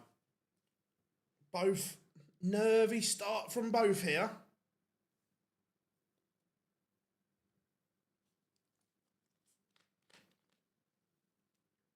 And it is Woodhouse who holds. Remember, first to 7.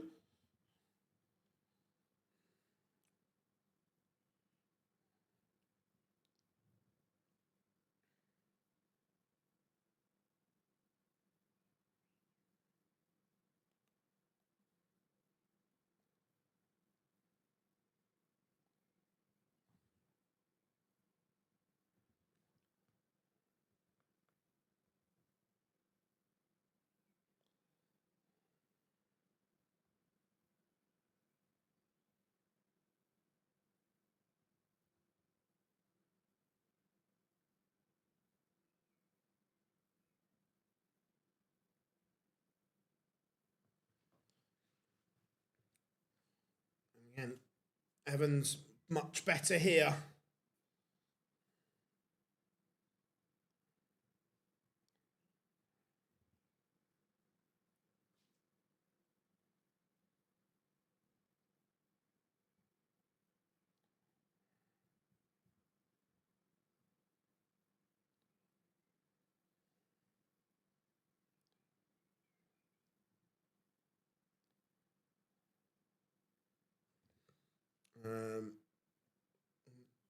Evans should level up here.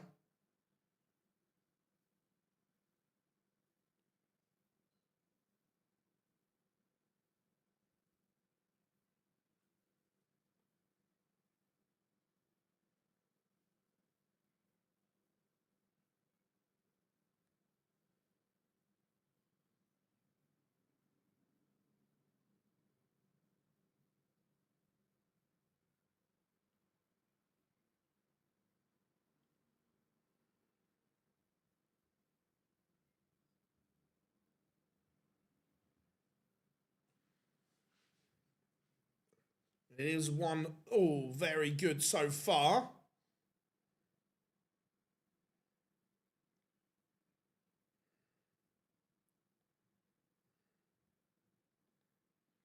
Yeah, it's Evans has got better.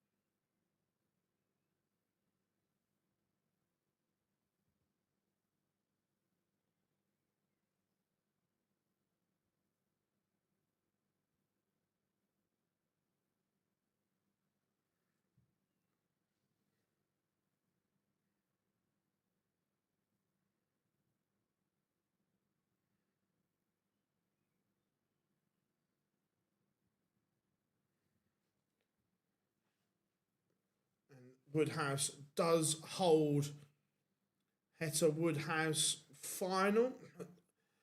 That second semi-final genuinely could be anything.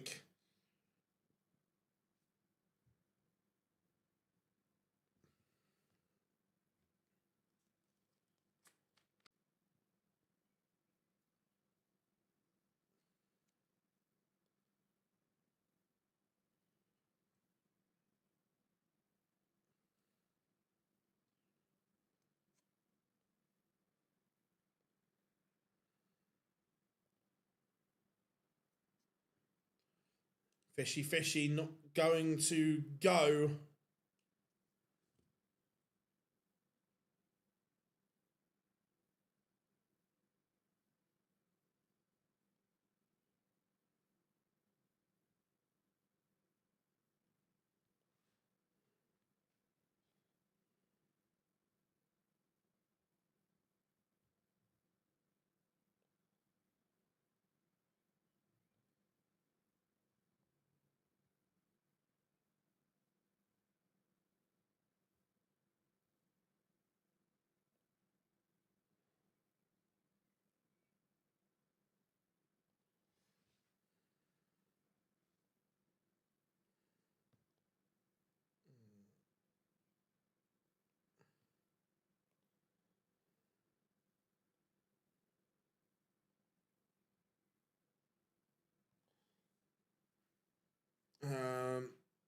Ricky using L's. I thought he was using a normal flighting stem, and Woodhouse is punished here. He's 3-1 up. Is Ricky just running out of steam?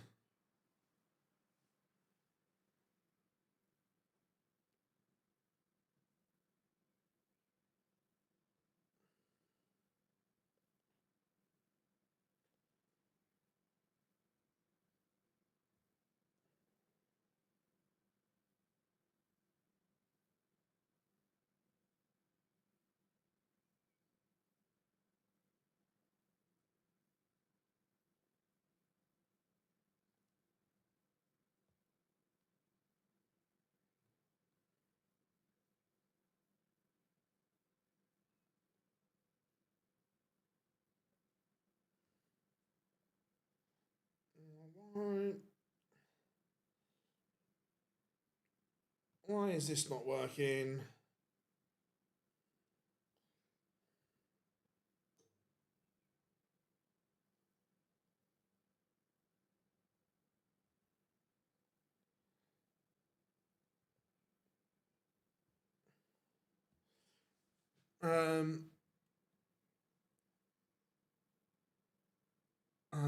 No, that's. I thought he was just using the.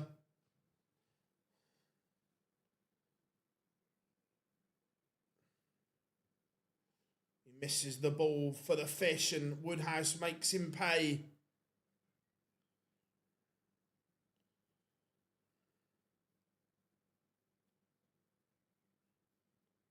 I'm just trying to find a stream because I can't get it. The only two email addresses I use are saying that not connected to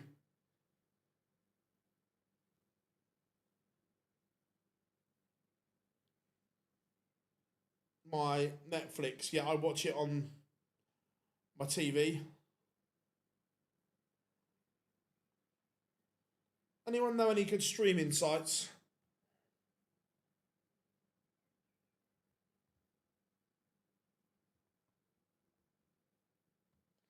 Um,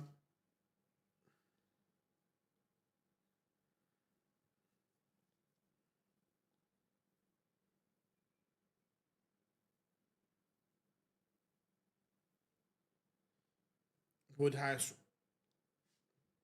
racing to victory here.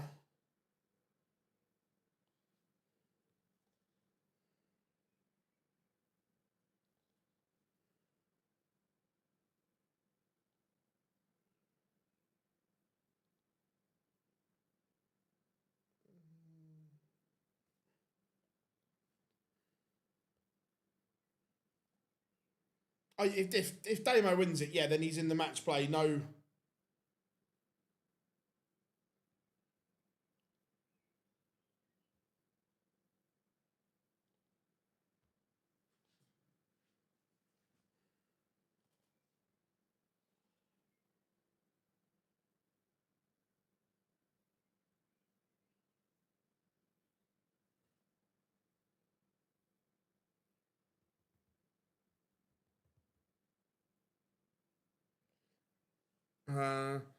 Woodhouse would have been favourite to win before a dart was thrown 100%.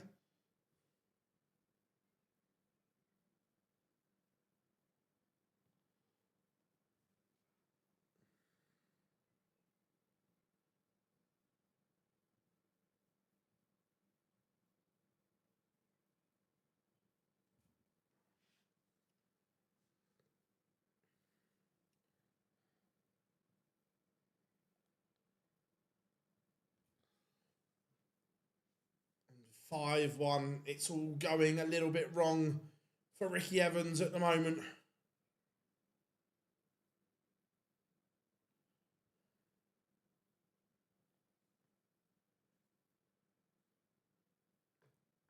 Woodhouse is closing in on victory.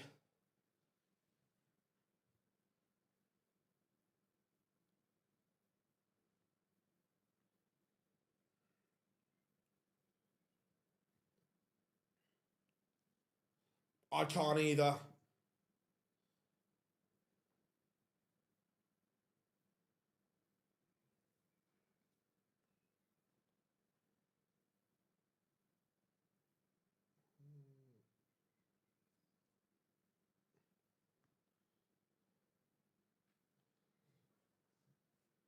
This might be one.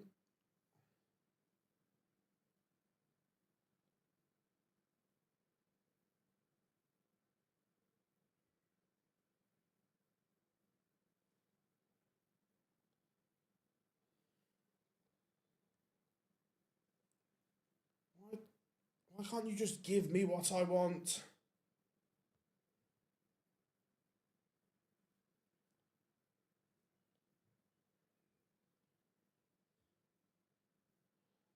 Right, in the chat, has anyone got any good streaming sites they use, please?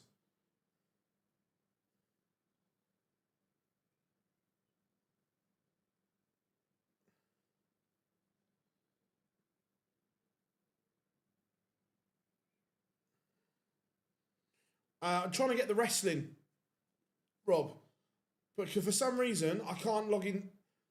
So I only ever watch Netflix on my TV because I've got it through my Sky package, and just tried to log into the app using the same email that my Sky account is linked to, and it's saying no account recognised.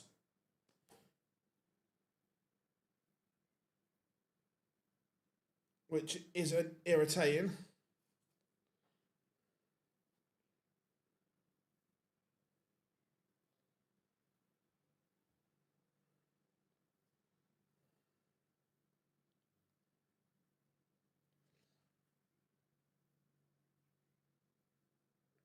Cheers, Rob. Well, let me click on that in a second. Yeah, it's weird. I've never. I'm not a Netflix person anyway. I only really use Netflix to watch wrestling.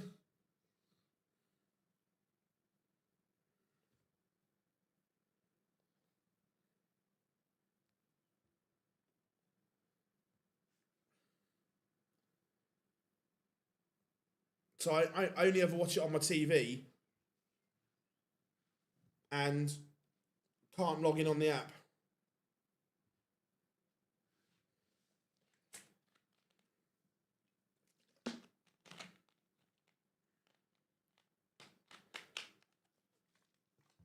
Like I say, the annoying thing is it's not as if I haven't even got an account.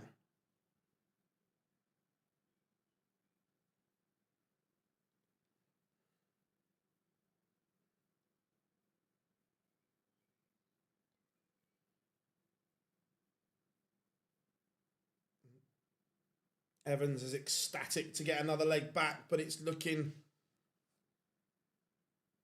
like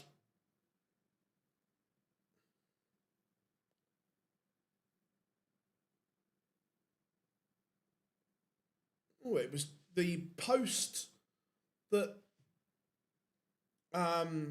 went out was for a 7 p.m. start.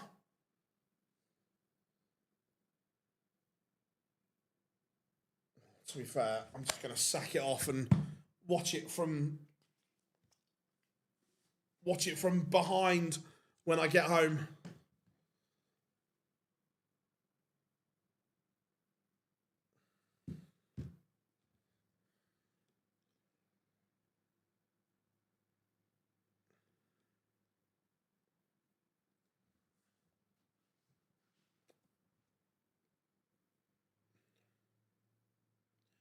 And it's looking like that could be all she wrote.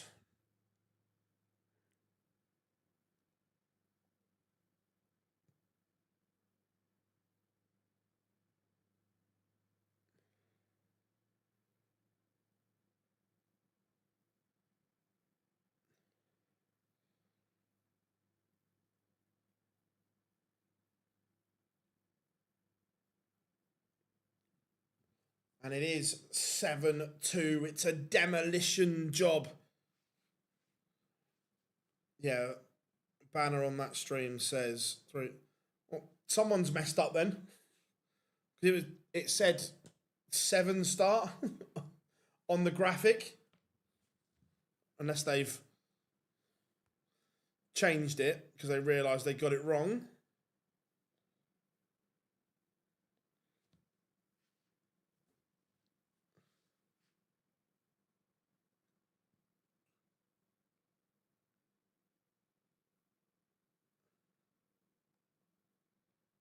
No, it's definitely live now, Rob. Just Cody Rhodes is...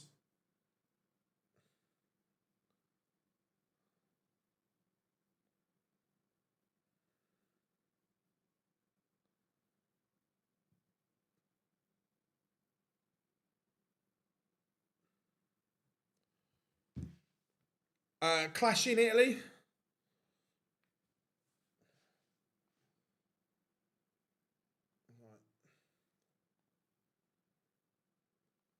Let's get the second semi-final up.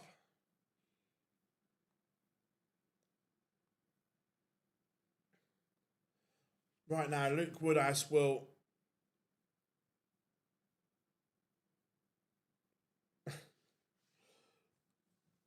Luke Woodhouse has got to be a huge favourite from here.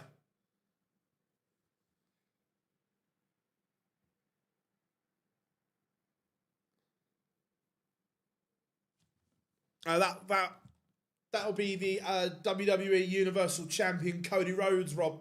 For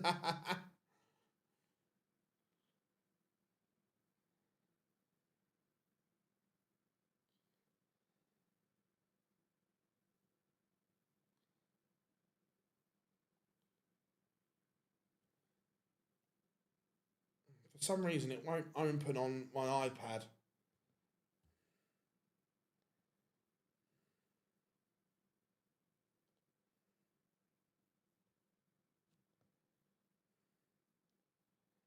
Getting a blank home screen. Maybe I bypass it this way.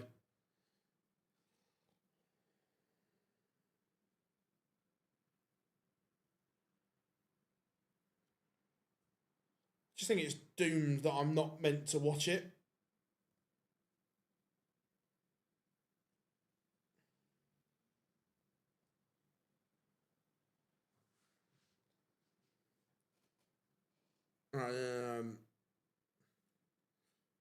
Joyce was just practicing against Chizzy.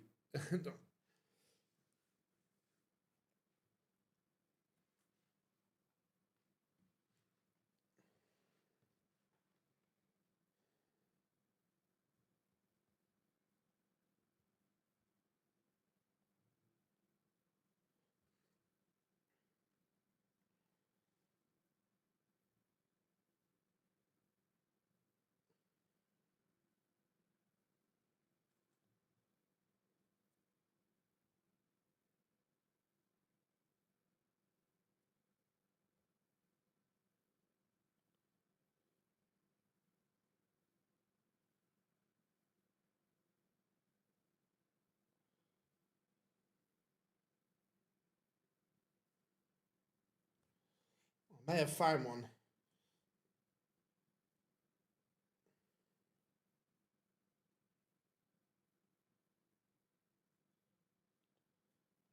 Is it going to load up? Right.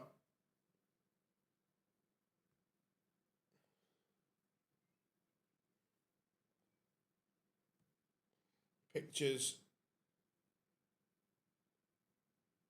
are returning. It looks like I've got...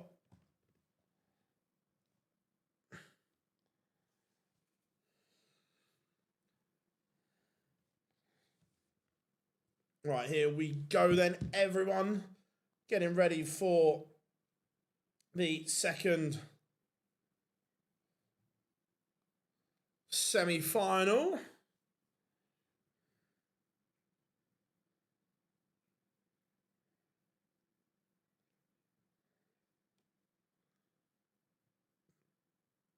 Trying to. For some reason, my Netflix account won't work, so I've just tried to find a dodgy... But it keeps buffering, which is a nightmare.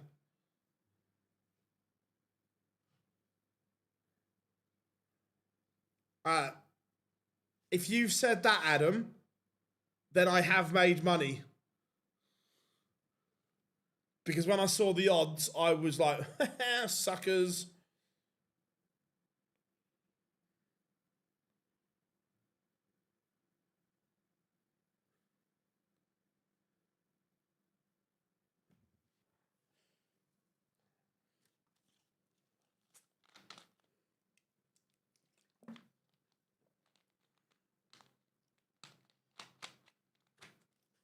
To be fair, it's not a very good stream that I've got here. It keeps buffering.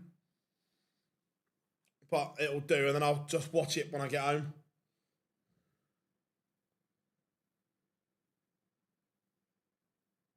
Oh, Rob, all the time.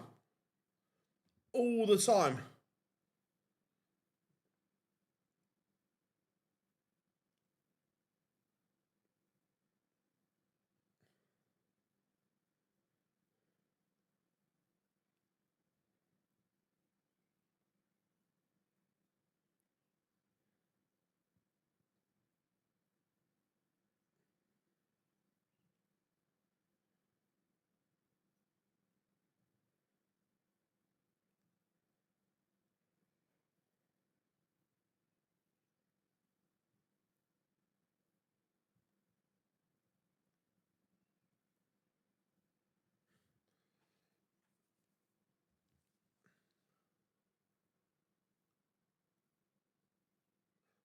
The English bookies don't get inside info. They base it on how the storylines are going and how they think it's going to. And then when WWE throw a curveball in, it's hilarious.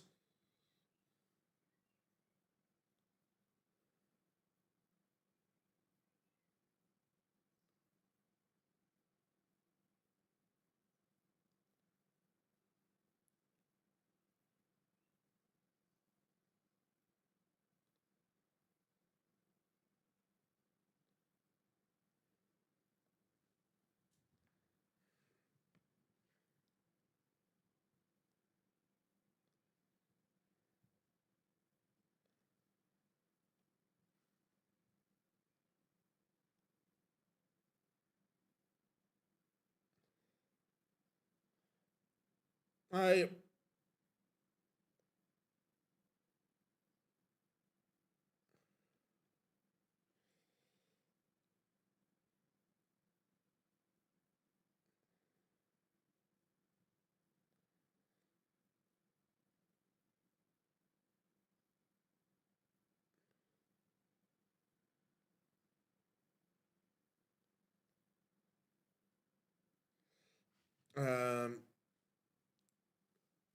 All right, Heta is on the stage, getting ready to rock and roll.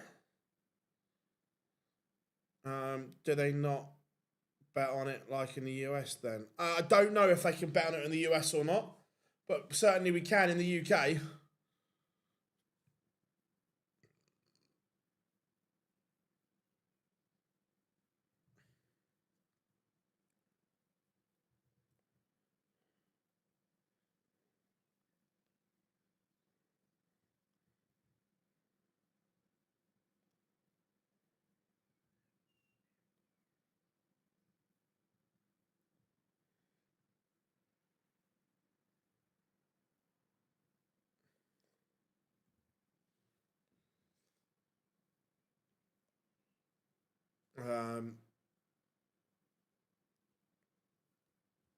Right, Joyce. I think this will be close. I think that Damon Heta is going to have to be savvy.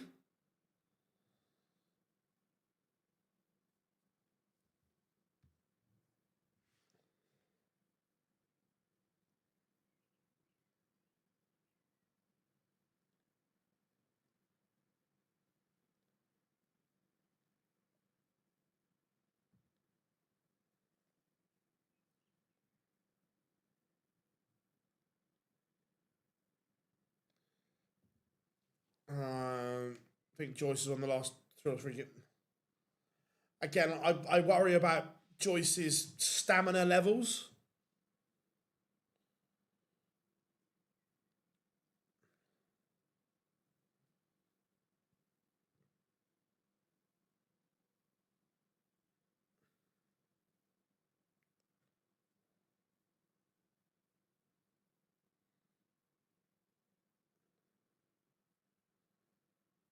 I'm not sure. I've never been a massive Soccer Aid fan.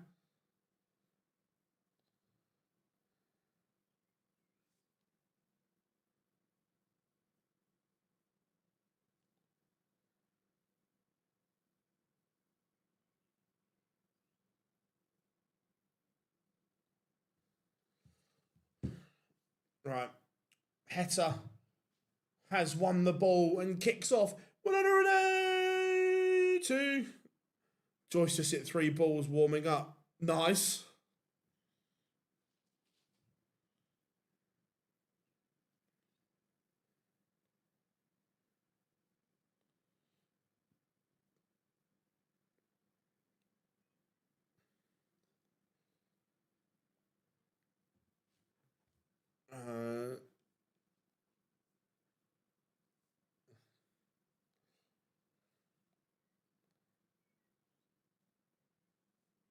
Again, there's a chance here for Joyce to attack. This isn't too irritating. Let me try and find another one. That one's miles to stop start.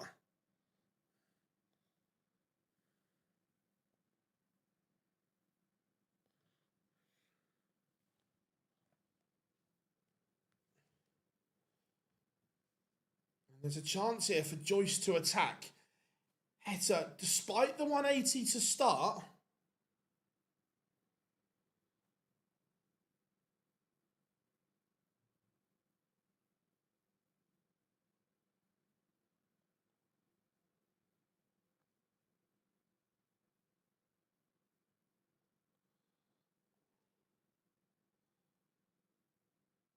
going to get a look. Misses the ball. That might be. Is that any? No, that's still.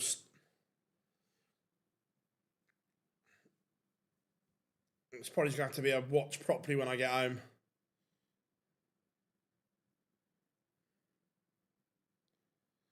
And remember, Damon Heta hit a maximum at the start of this leg.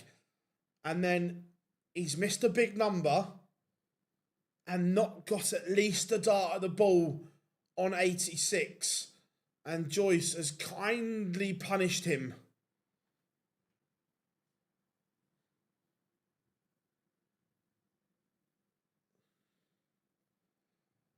Again, for these two in particular, it might be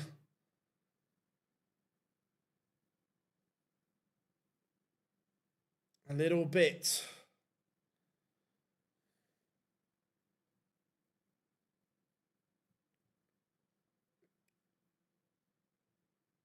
too far.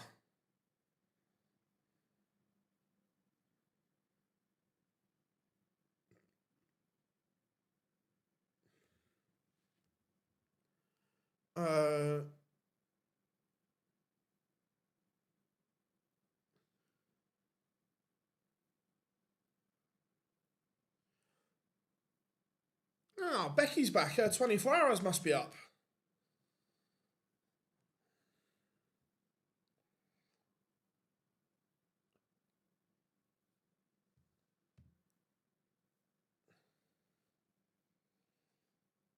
At the moment, Heta averaging below 80.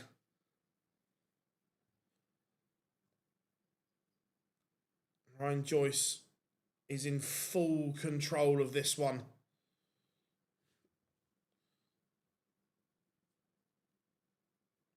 Nyman must be thinking, well, where was this against me?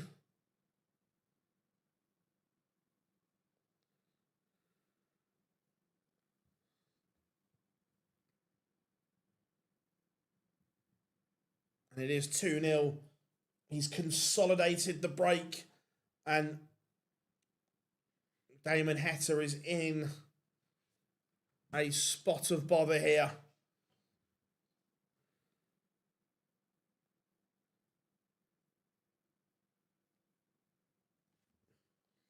We've got some aggression from Ryan Joyce.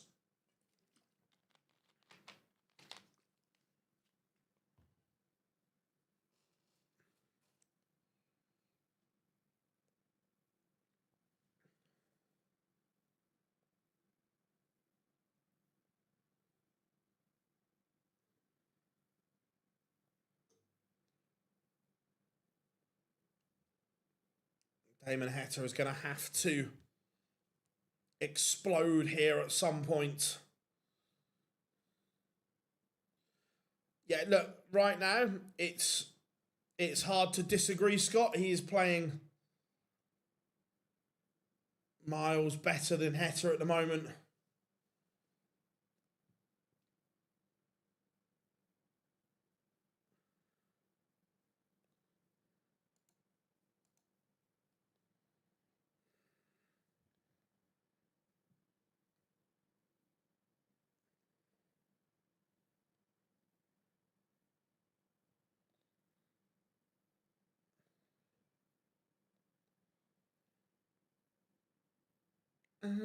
No, Becky, you got punished because you're a bellend.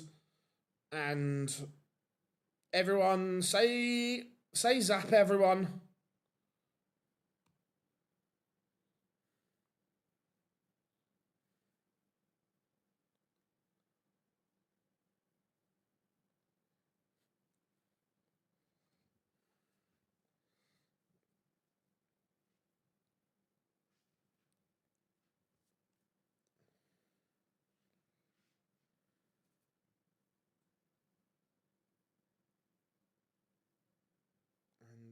The 99 is not going to go.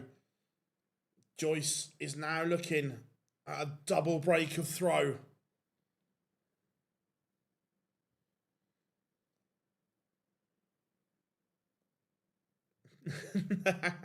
You lot all know.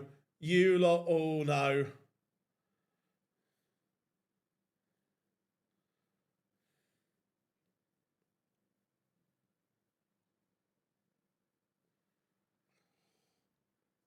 And it is 3-0. It's a double break. And Heta still only averaging 79 here.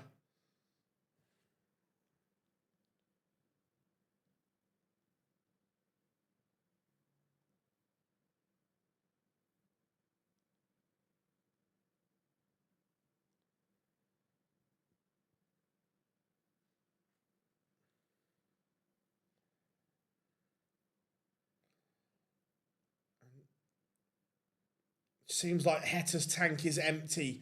Like there's nothing left to give here.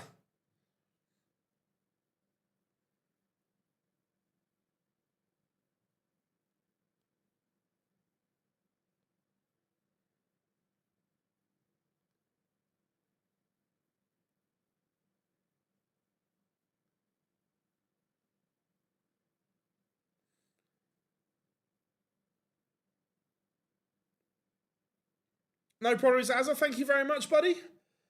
Massively appreciate that.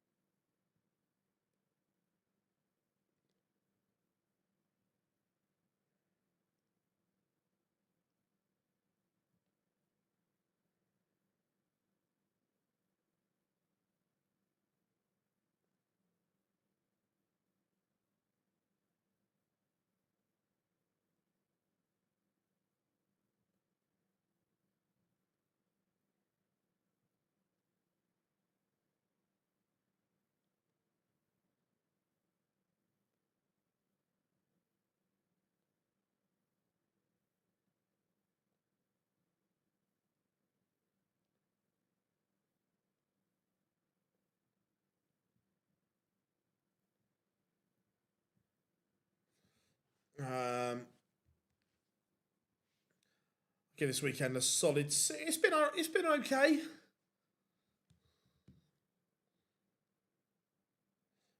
Heta finally finds something, but only after Joyce misses a dart at double 16. He doesn't miss in that area too often.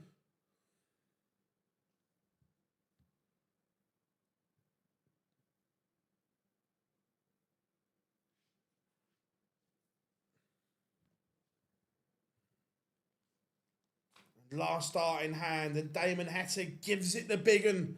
He knows. Gives it the licks. He is fighting now. Is that the catalyst for Damon Heta? Is that giving him something?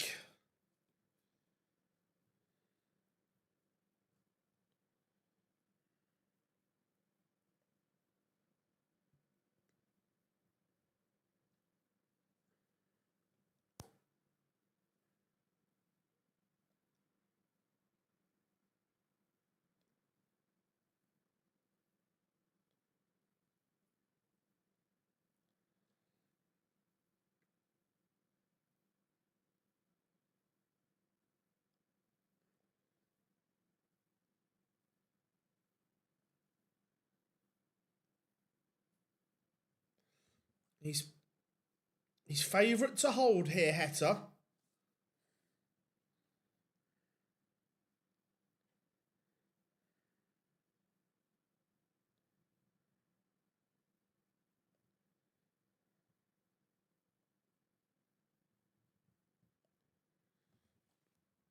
Yeah, look, it is a surprising semi-final lineup, but look, that's also what happens when some of the bigger names don't turn up, and then people get bumped up to seeds and everything moves around. This is the kind of the unpredictability of what happens.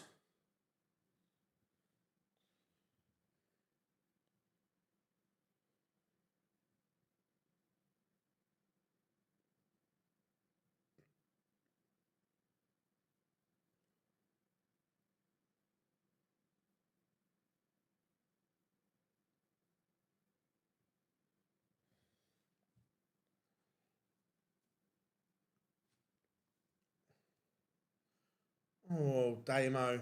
Damo, Damo, Damo. Ouch, ouch, ouch.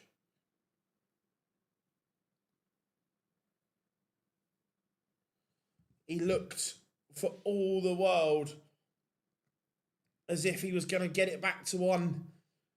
And he passes it up, and Ryan Joyce hits him with an absolute haymaker.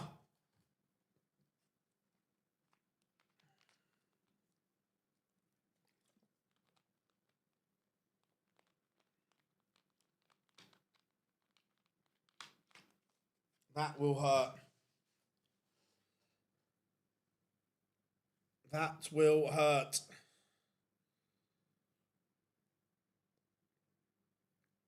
And Joyce is over halfway to the final now. Has Damo got something in the locker?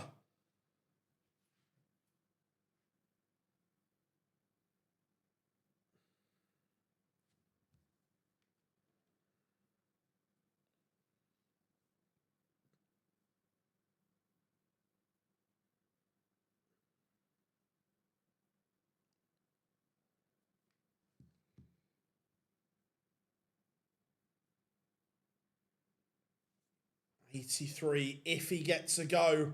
If he gets a go. Again, a rare miss from Joyce.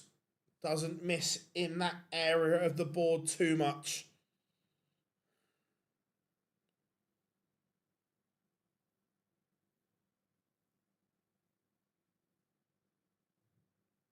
That's a massive dart from Heta. I wonder if we get a reaction. He bangs the bullseye. Not done yet.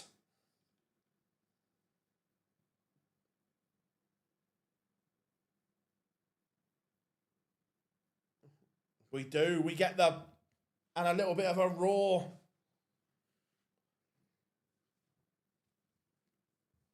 And Joyce's levels have dipped a little bit as well in this game. That Damo's still only averaging 84, but Joyce has gone from that high 90s to 91, which is now making it competitive, meaning Heta is in this.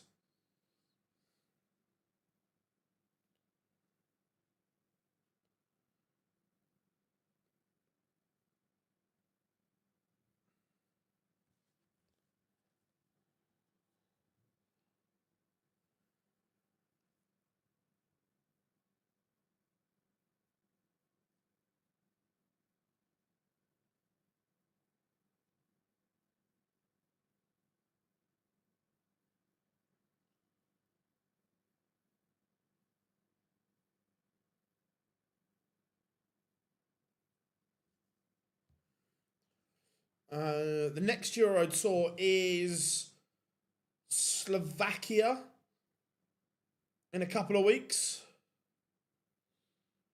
But again, Joyce has responded. When I asked you about the grip issue on my throw on the previous stream, mate, got nice, mate, nice. Good stuff, like that.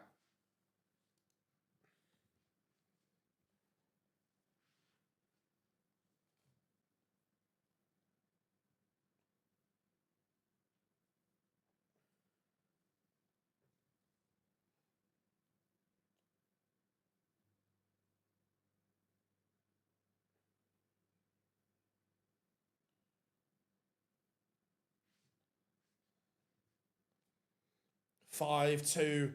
Every time Heta gives himself a chance, Joyce responds.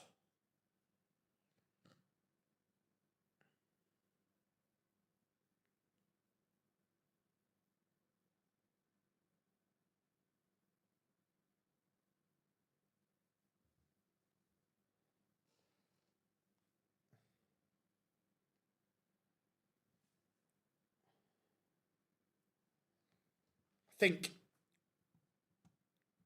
I'd be interested to see Joyce's energy levels in the final.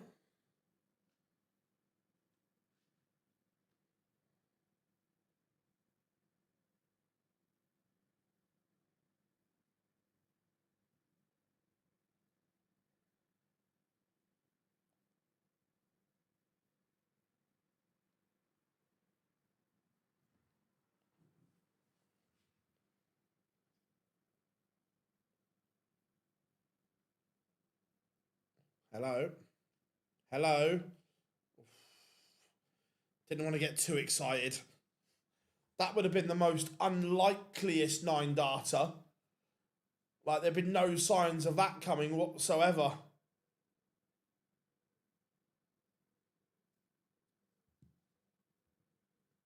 We're going to get another break. We are.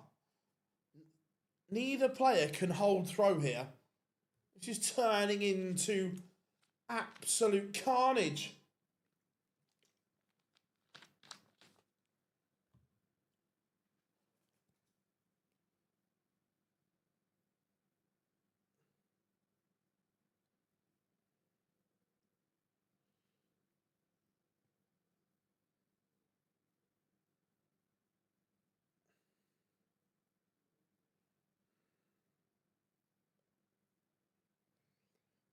Yeah, it's just neither one can hold throw here.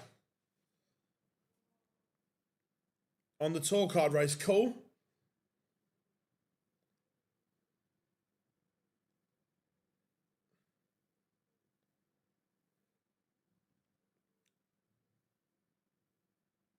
Just feel like Heta is getting better in this match.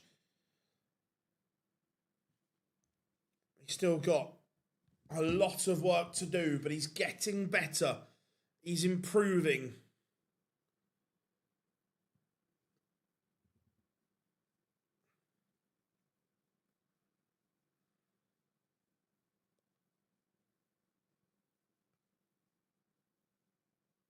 do with another treble here, though. It's a good visit. Leaves, he will get a look at the 107 to cut the gap to just one.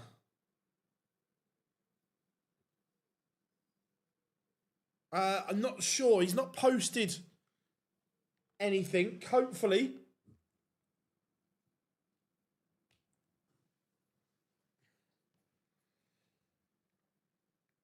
And for the first time, Damon Heta has got some breathing space.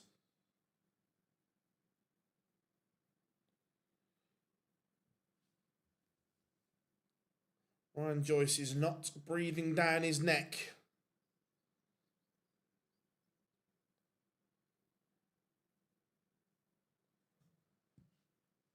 Massive dart. Massive. Heta is back to within one. Is Ryan Joyce going to respond here?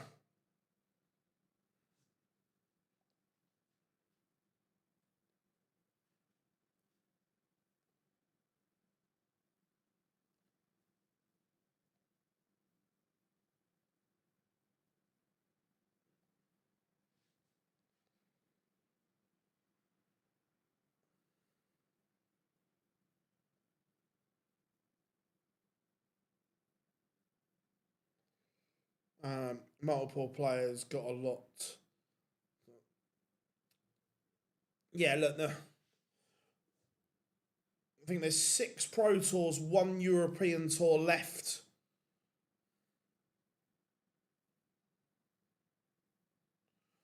For qualification for Blackpool.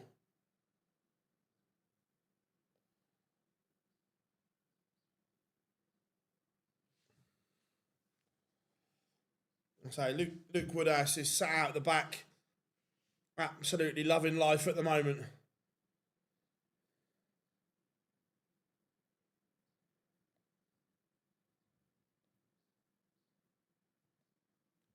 Well, these two are in a dogfight.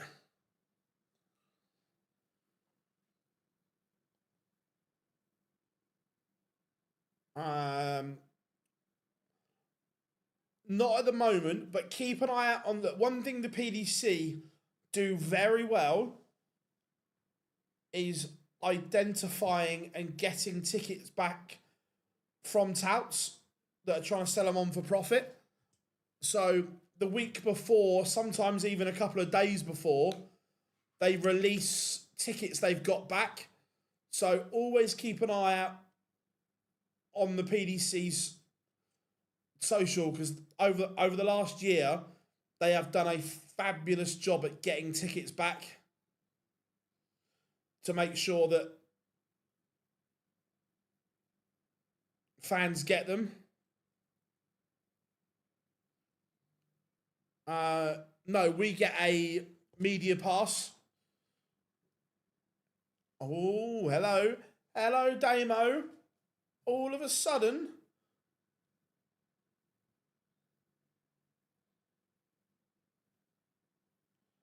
we are level. What a dart that is.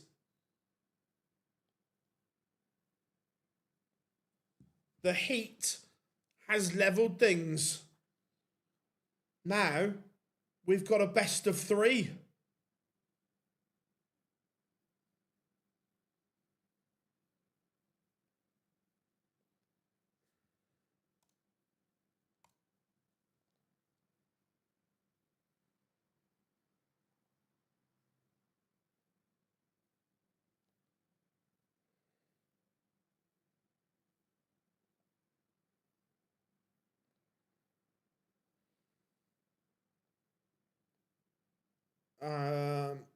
Yeah, so every tournament we have to apply for media accreditation.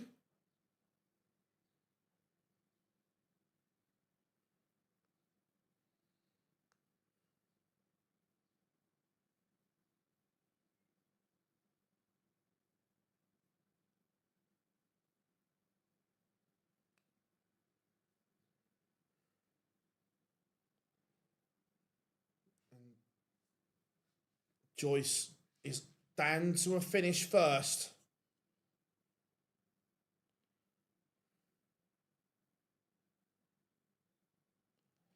No, I haven't, no.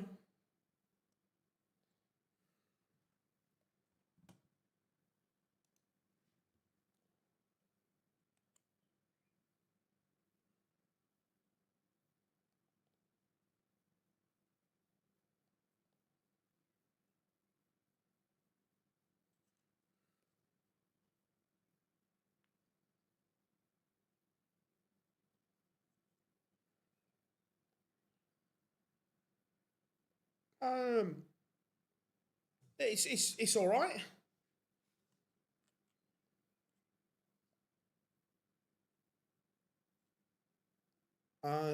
Maximum of it depends on the size of the arena. Oh, Damo. Oh, it's filth. Ryan Joyce is sat on 36. And Damo, that might be the best dart you've ever thrown. He has pulled this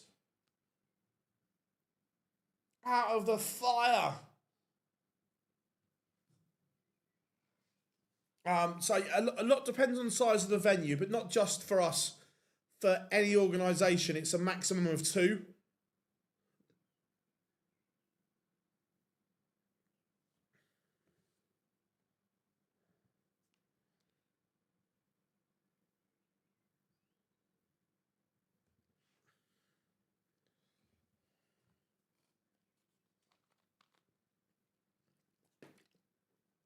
Pulled it out of the ashes, yeah. The dart at treble 20 was the one because the first one was so low, it was a blocker.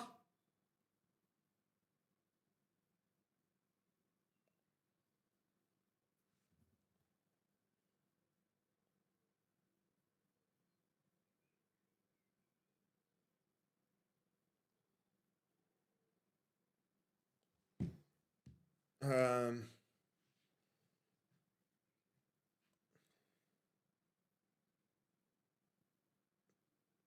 I don't think there's a designated family area at Blackpool.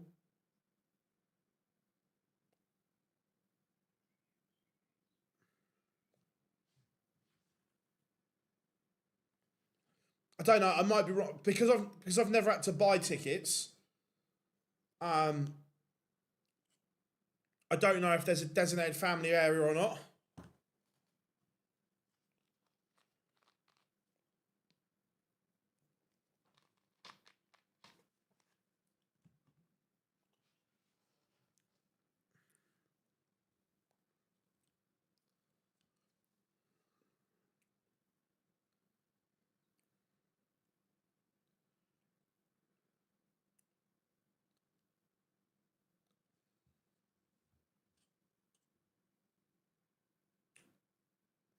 Hatter has missed a match dart. Will he get another? Tops. And we are going all the way. This time Hatter could not bang the ball. It was close. And Joyce finds Tops. We've got a noble. A one-leg shootout. 501 apiece. And the Aussie throws first.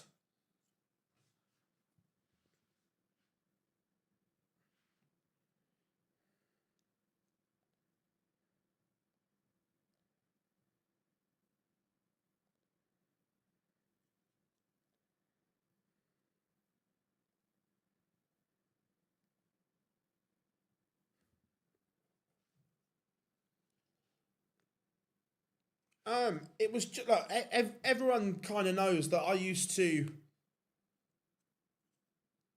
I used to work for Live Darts, and I still get on really well with Jay, who's there still. But obviously they're owned, or they've changed hands since I was there, but they're still owned by a big or a bigger company. Now, I was just a cog in the wheel, and don't get me wrong, I worked hard, but it was like, hang on a minute, I'm not in control of this. So I just made the decision to set up my own.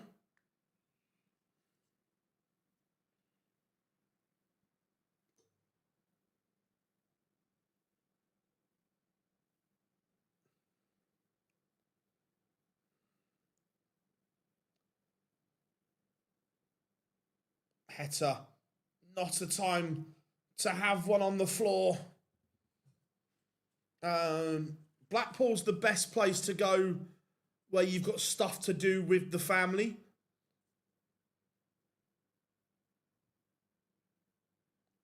That's absolutely plumbed it off the bottom wire. It's almost bounced back past the oche.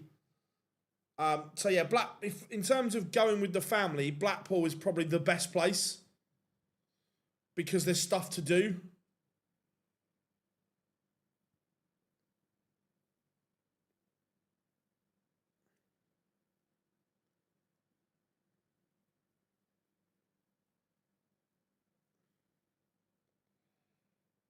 One, two, two is going to be under pressure, but by how much?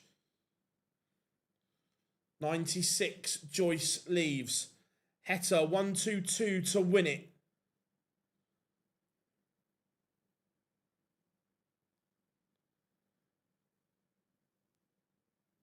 Treble 18 needed.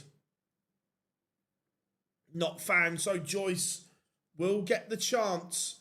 And will he hit that double 18 that has plagued him all day?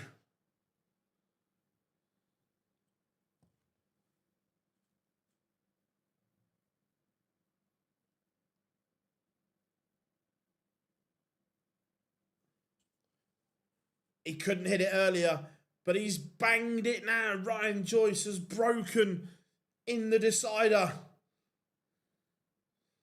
to edge out Damon Heta.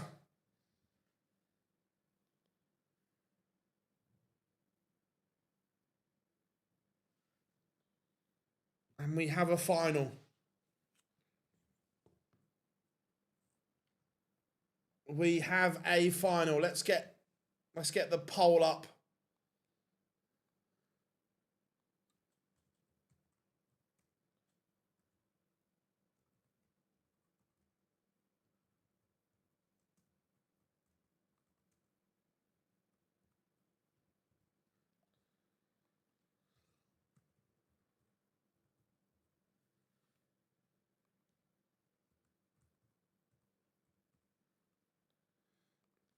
Here we go. The poll is up and running.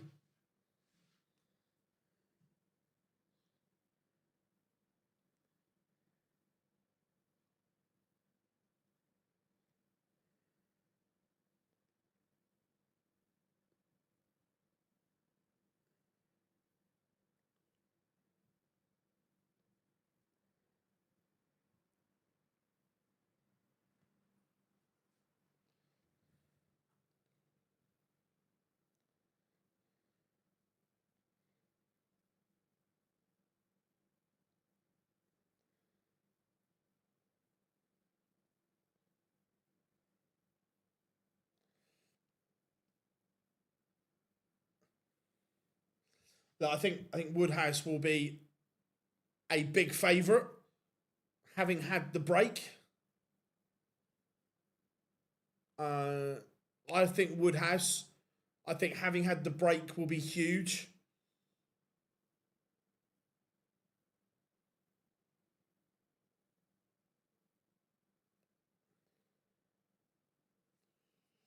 I don't know. I think it will be closer than that, but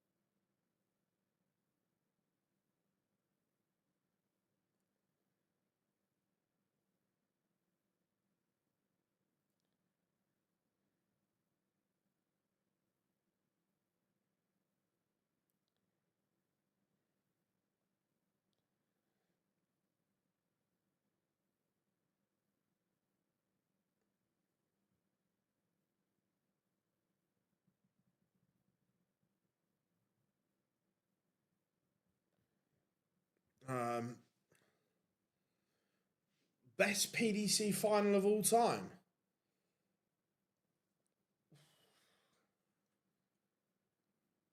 It depends on what you're judging things on, whether it's a enjoyment, numbers, drama. If you're going for drama, it'll be Taylor and Barney.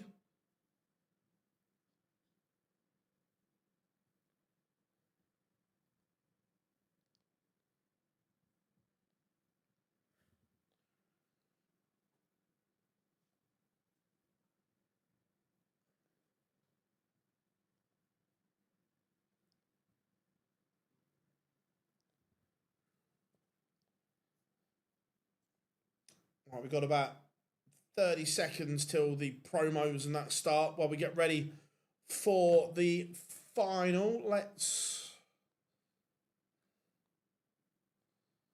get that up there. Any questions? Fire them over.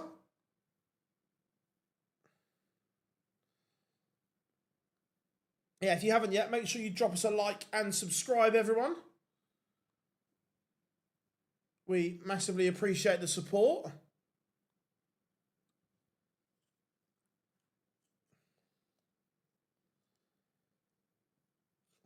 What's, in your opinion, who are the top 3 best double hitters in the world? What, right now?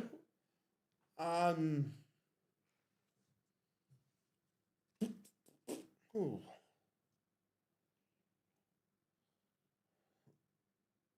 Don't know, it's a tough one. Right now, who are the best? You'd have to say Littler because he's winning all the tournaments. In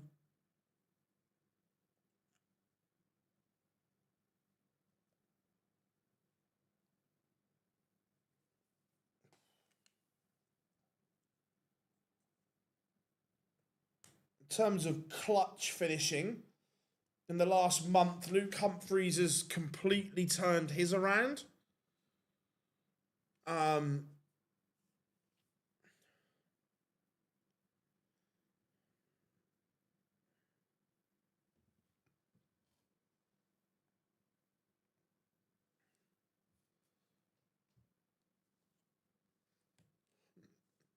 Evening, AD. How are you doing? Hope you're good.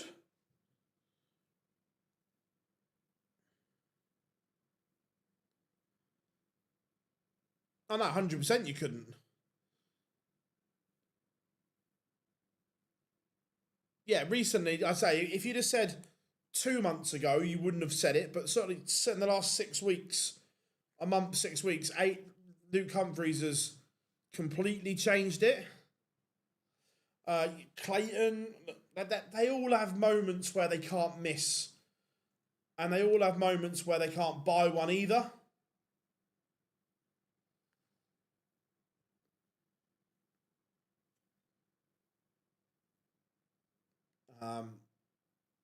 Would have 72% of you at the moment. All good, mate. Refereeing. Fairs, mate. Fairs.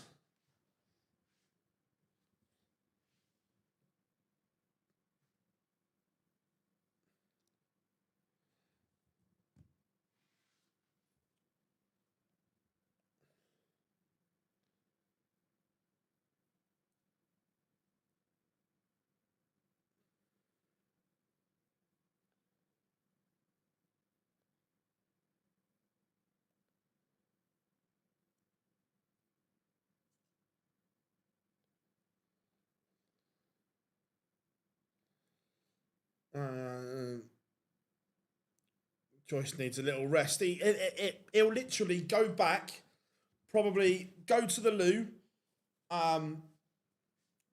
bull up, and then have 6 or 7 minutes. Again, that's the downside of playing in the second semi-final.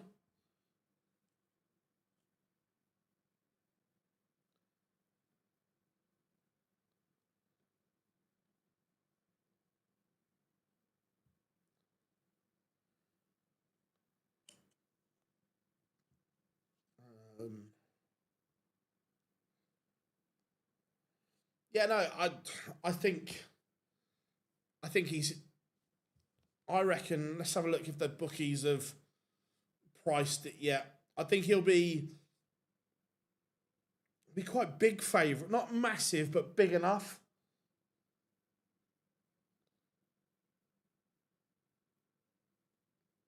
Let me. Who is most like the next new major? I think Wessel or Doots at the moment.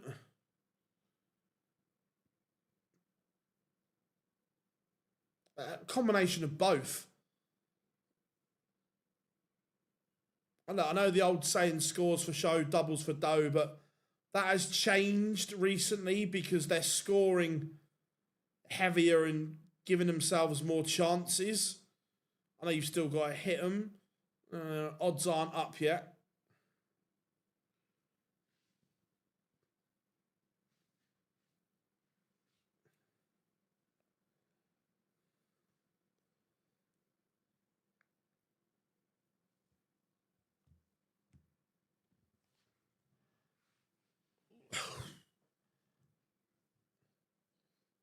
Same one position for too long. The old legs have gone. Oh, where's me water bottle? I think it's over here somewhere. There it is. Me H2O.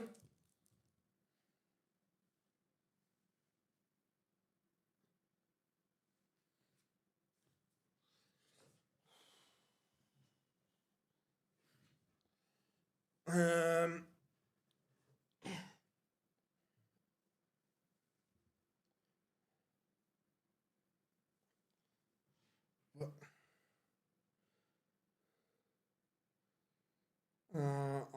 but I heard Vincent say, I don't know. I haven't. Where did he say that? Just out of interest, I haven't heard. I haven't heard anything yet, but that doesn't mean it's not going to. Where did Vincent say that? Just being interested, that's all. Right, we haven't got the winner of the ball yet. Yeah,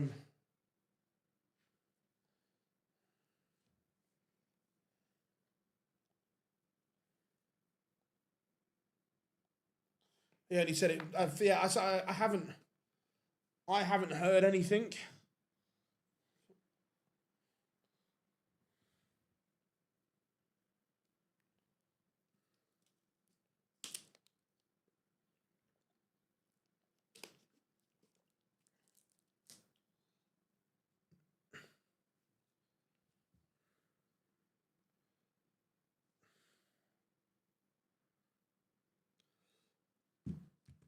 I think.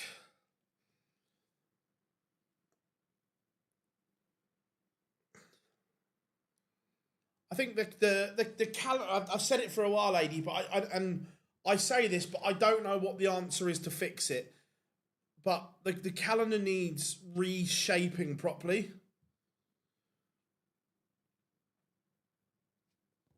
Yeah, the Decker's defending the World Grand Prix money, and he's probably not going to qualify.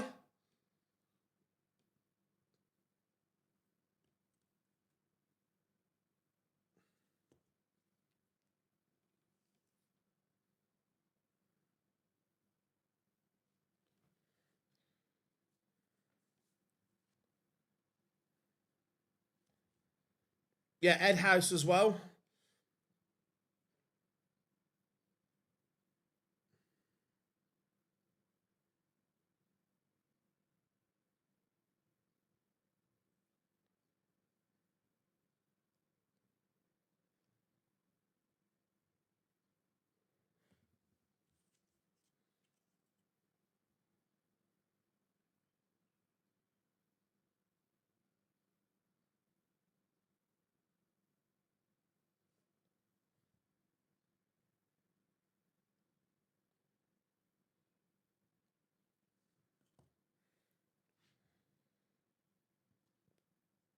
Um,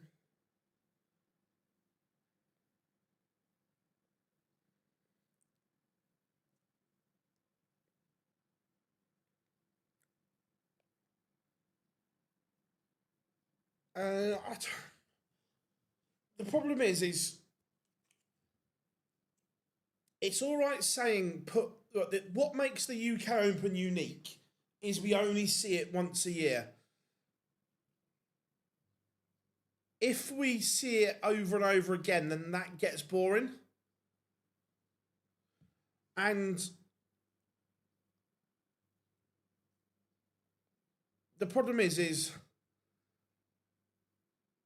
their players would then be travelling across Europe for no money if they lose in the 128, because we know there won't be first round losers money, the same as on the Pro Tour.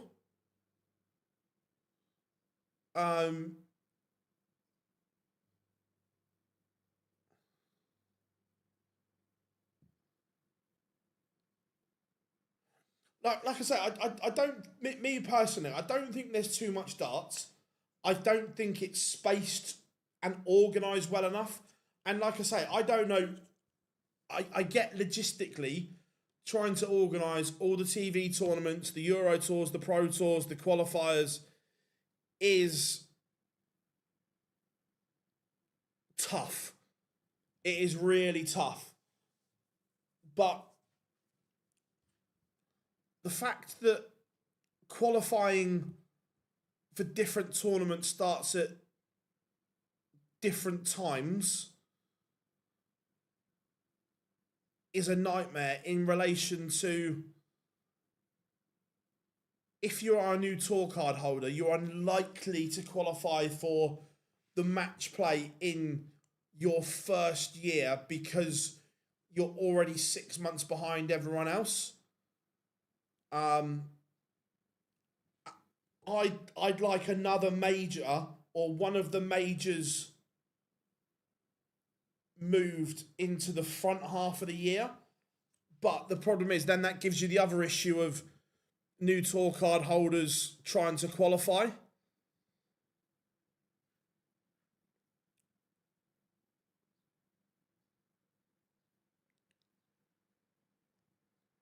So it's real tough trying to find it.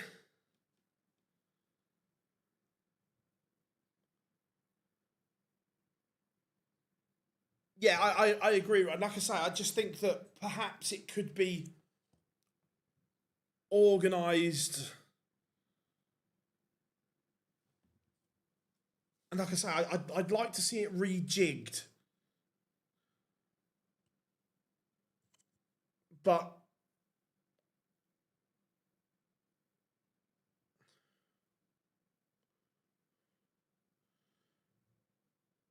yeah, I don't know.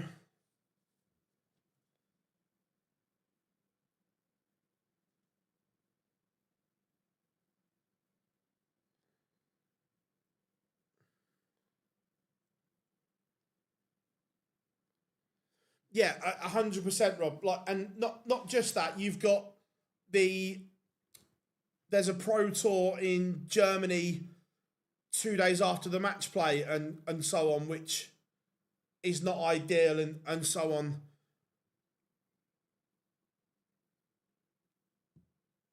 So yeah, it would just be nice if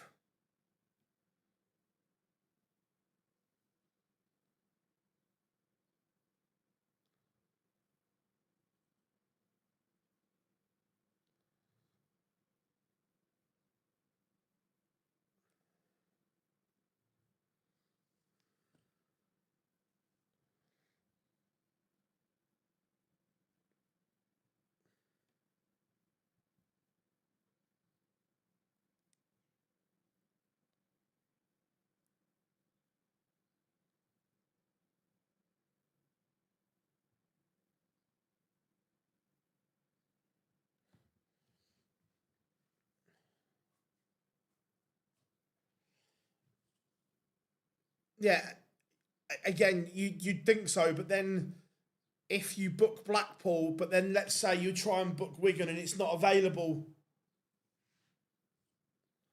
that weekend. Do you know what I mean? It's...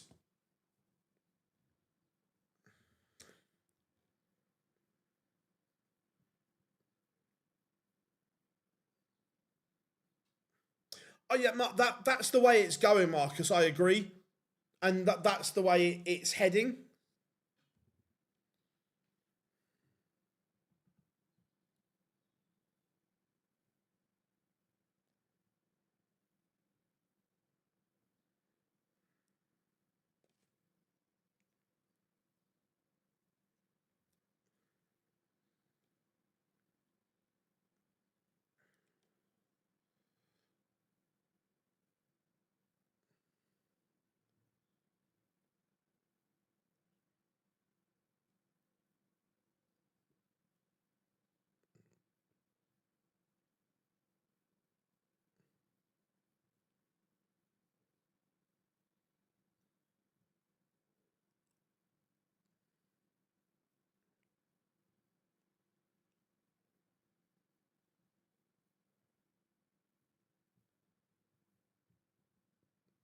Um,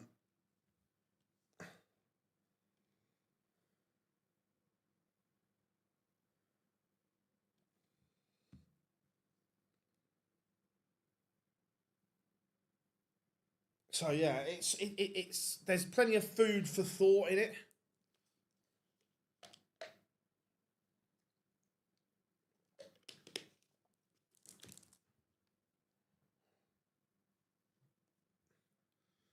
Right, the break is here, so we are 2 minutes 30 seconds away from the final. Last chance to get your pick on the poll in.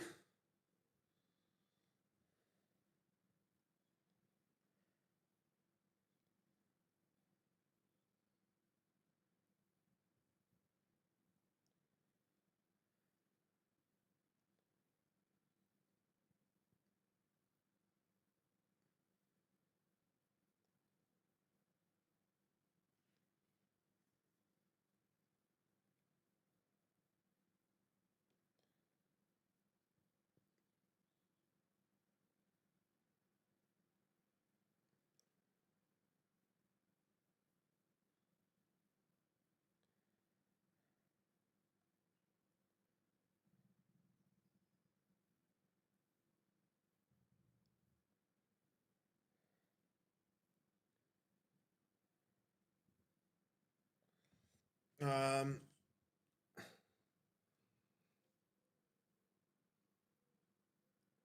yeah, like I say, it's just it's interesting to see where it goes, and I fully agree. I think we will get to the point where there will be a World Series event on somewhere in the world, and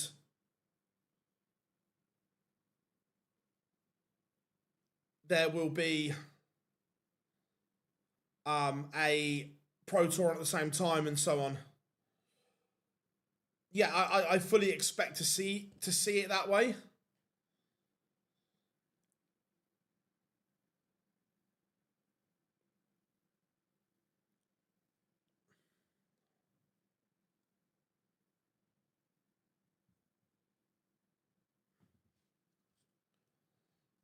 Yeah, look, Chizzy will be disappointed in himself as well.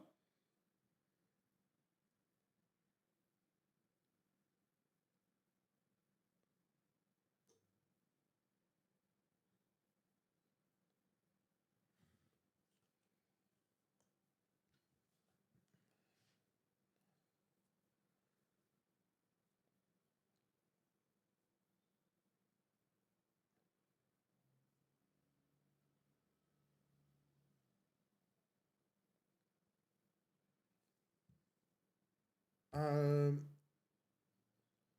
there's a little. If you see there's a pinned post. If you click that, it gives you some options. Um, Up to you, buddy. Completely up to you. Either or.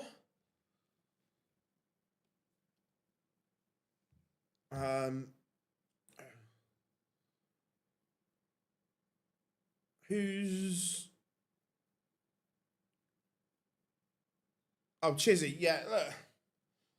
And this is the problem with Chizzy and the action, that when he gets it right, like we saw occasionally this weekend, it's okay,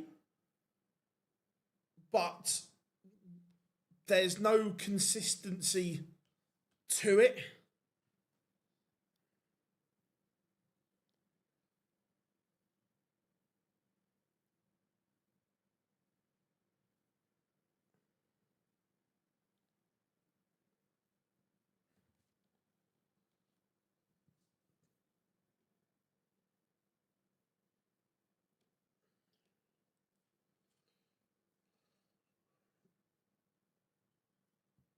Right, Swiss Phil on the stage. So here we go. I think Chizzy will win a Pro Tour Wednesday. It's a brave shout.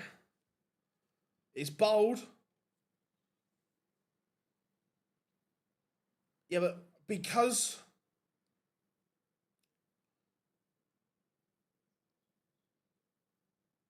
the action is flicky and because right, if you're following, if you're just going like that, nothing can go wrong.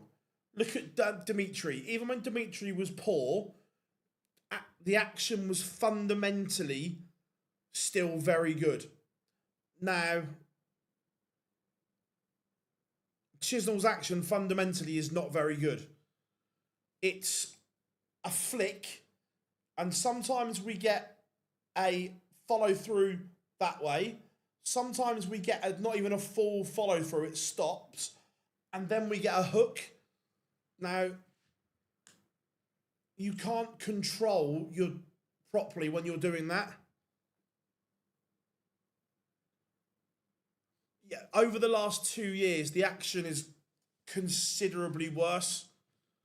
Ducky, like, it always had issues, but over the last 2 years, it has plummeted to the point where I don't think it's repairable.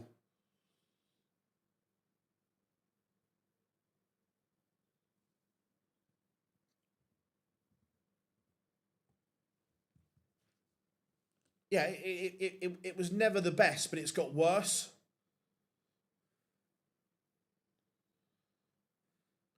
Which is hard to believe.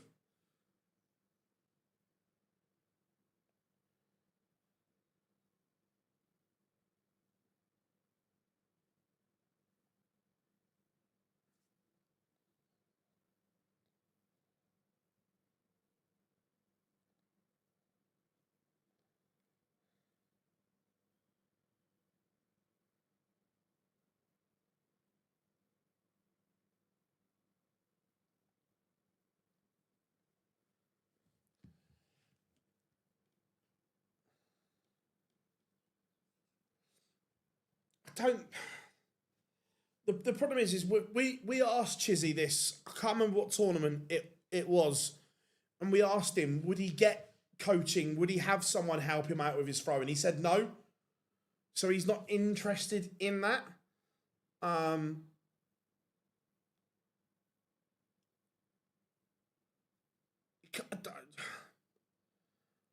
don't think you can pinpoint it. He's that since he moved to a molded flight and stem system, I don't think he's been the same either. That he moved to it and he says it feels fine and it feels good, but I don't think he's using the right equipment either.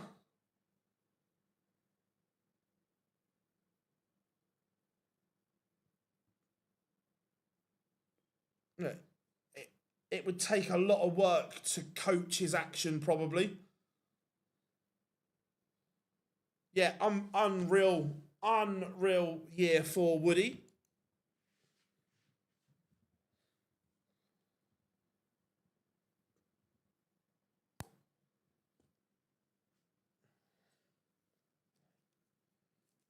I'm going 8 for Woodhouse, yeah.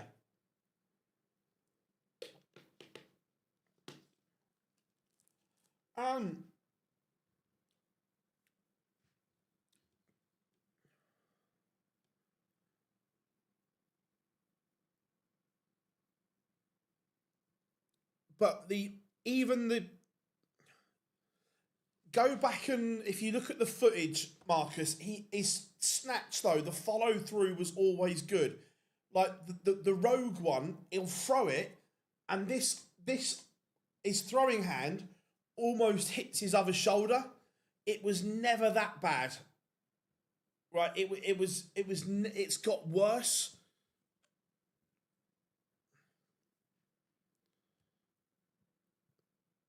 A little bit of both, probably.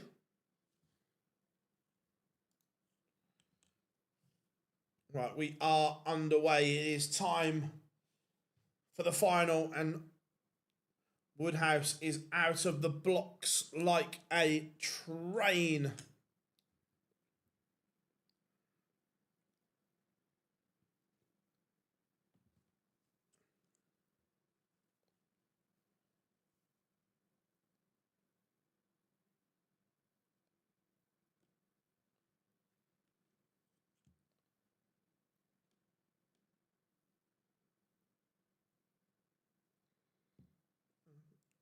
Faffing around a little bit, Woody. It's still a very good leg, obviously. But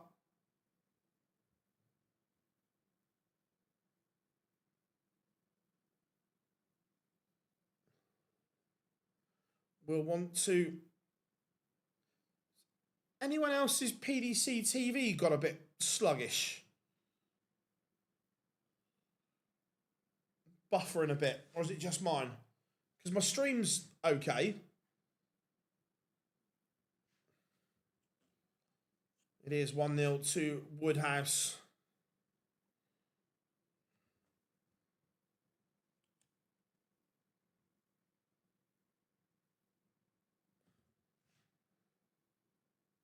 He is electric at the moment, Luke Woodhouse.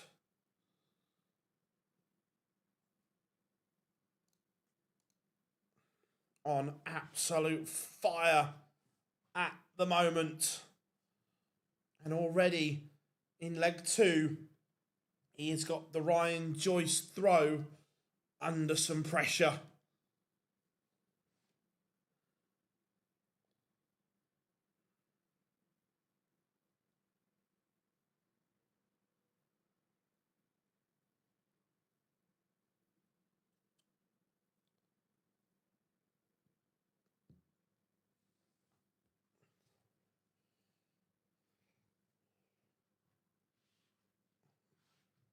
.99 to leave a finish, and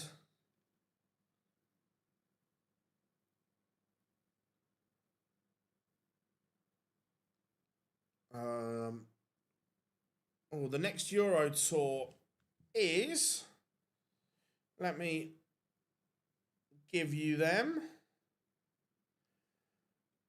It is June the 19th, 20th and 21st.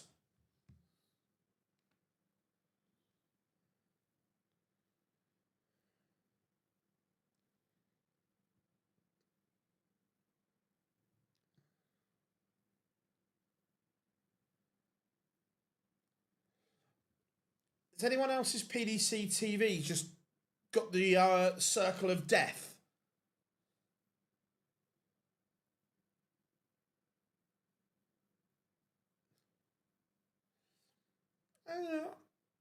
I'm not sure it was coaching that killed Devs, because I just think Dev's got one of those actions where it needs constant supervision. At one point, for a 3-month period, Devon Peterson was the best player in the world.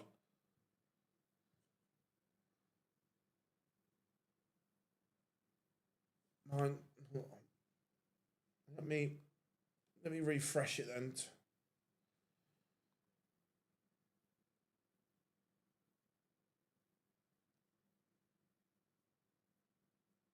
No, mine's definitely dead. don't think it's my internet.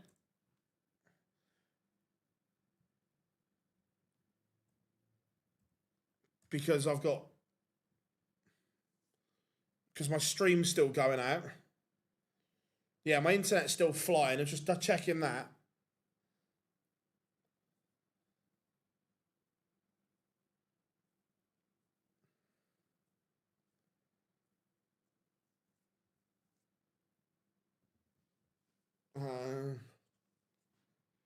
Hot weather causing havoc. He was said, yeah. For a 3-month period, Devin Peterson was the best player in the world.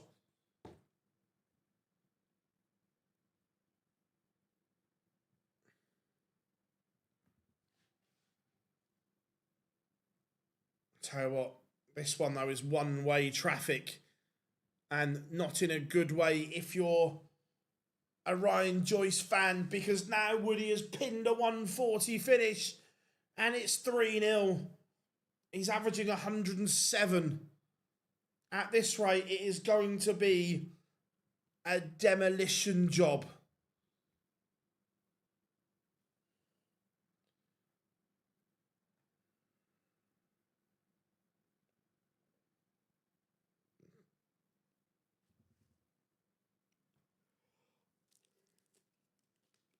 $180. The average is 0.2 under 110. He is on absolute fire. No faffage. I love it that Wayne dropped. That's such a good one. Faffage.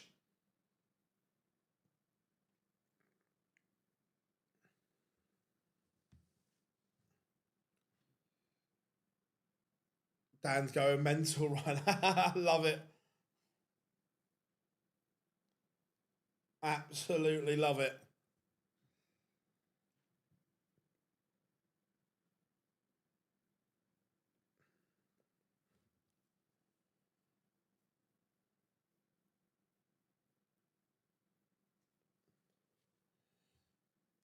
But Joyce is battling here.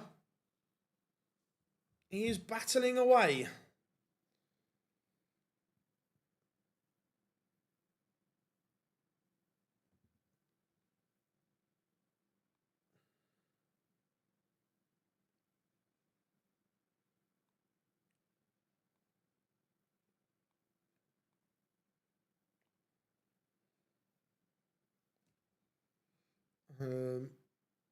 Yeah, 1 p.m.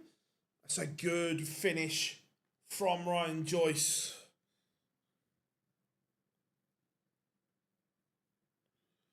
Gets himself into the game. It's only a hold, but gives himself something.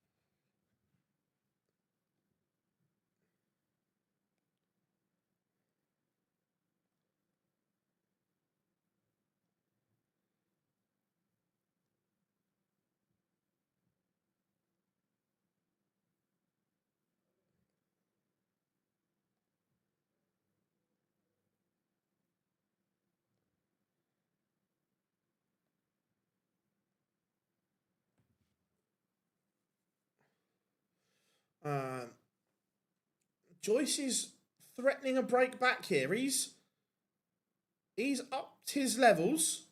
He's around the 92 mark now. Early on, he was struggling. I'm gonna have to ditch the wrestling. And let's see if the action is working any better in the app. Let's have a look.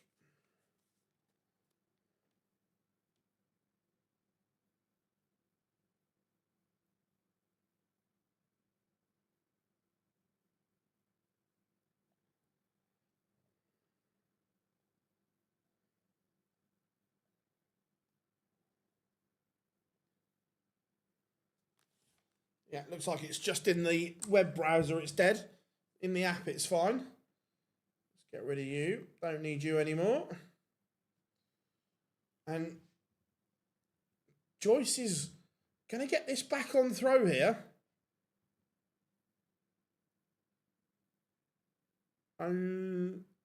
Which one, Rob?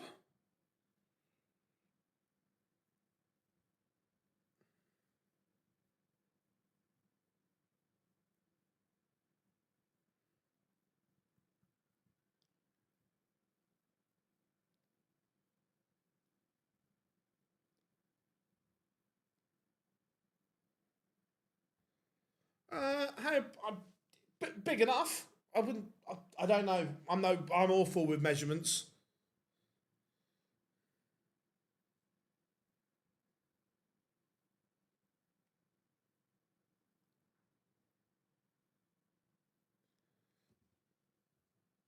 This game may be just turning here.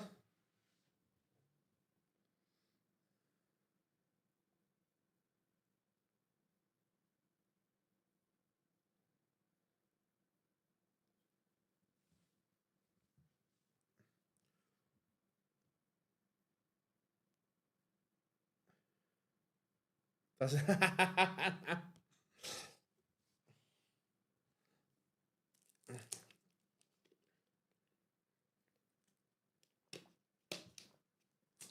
140 or better gives Woodhouse a good chance here.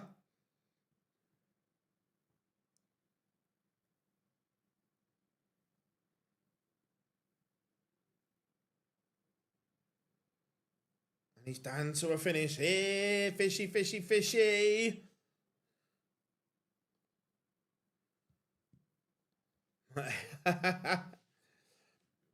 It might not be now. That's at 2 terrible visits. Do I know who she is, Rob? I'm awful with things like that. Woodhouse would like a treble here. Finds one to leave 76.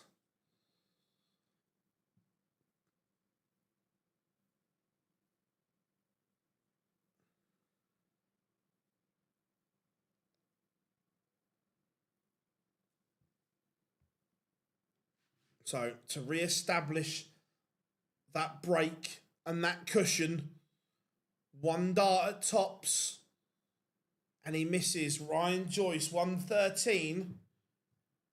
Depends on where dart 1 goes.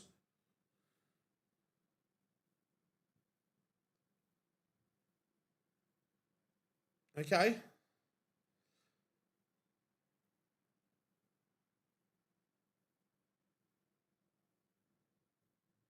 And again, I don't know why he keeps going.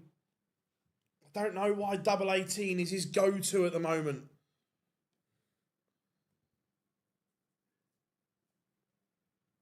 Woodhouse does re-establish dominance.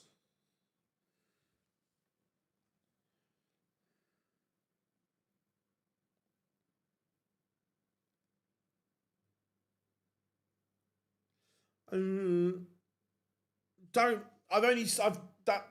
don't know who she. I've never met her or anything, Rob. Now you've sent that. I know the face, but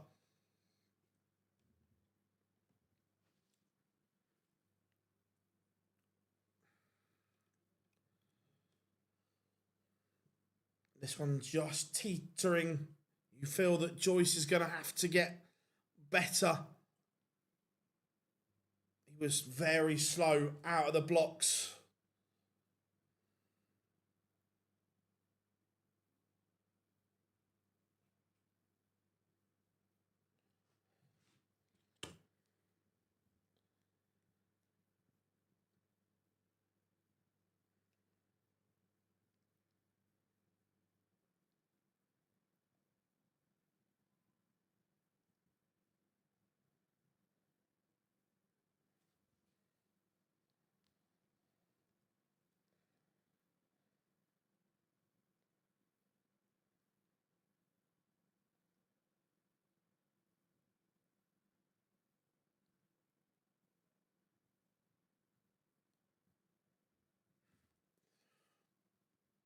Joyce is down to a finish first.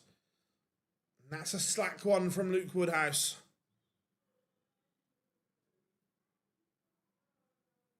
Oh, Woody. Woody. Why? Ferret counting.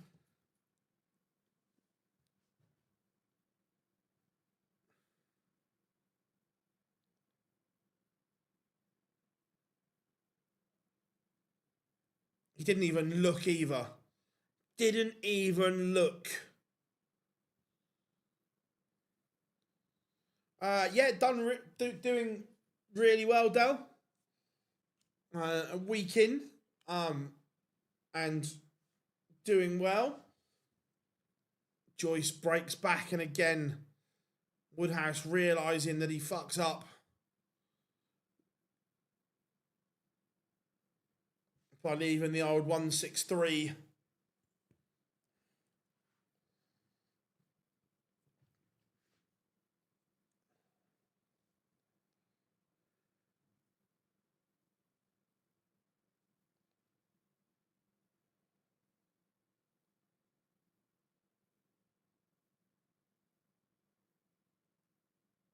No, so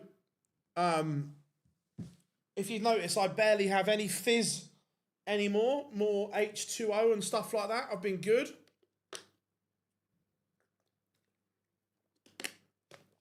The water. What? I wasn't wrong though, was I? 180. We're always honest on here.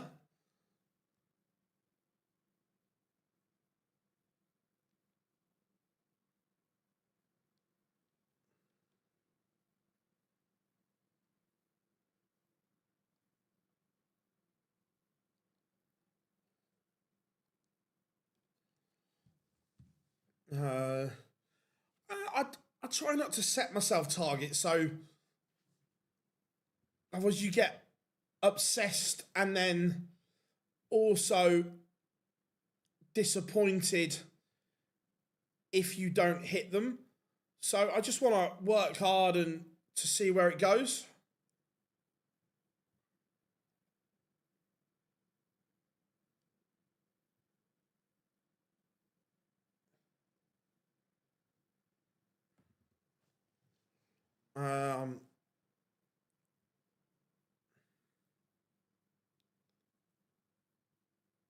You know what?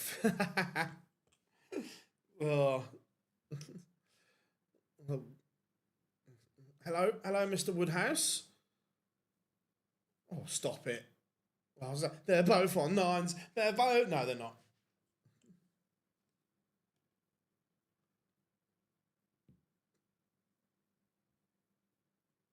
Nice, Dave. Nice. Sounds good.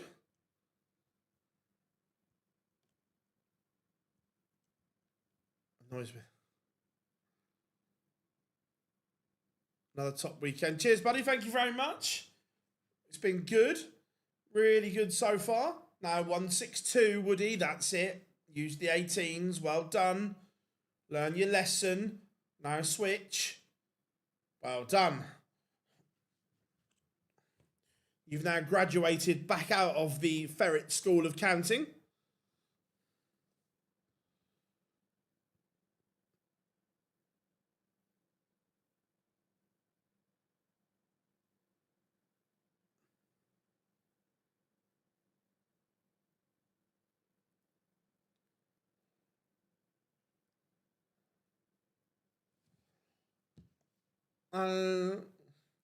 Yeah, I'll set myself some goals next week.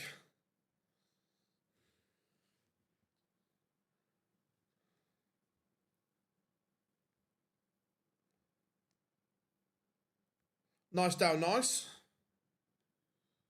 So 74 for Woodhouse to lead 6-3 and put him 2 away.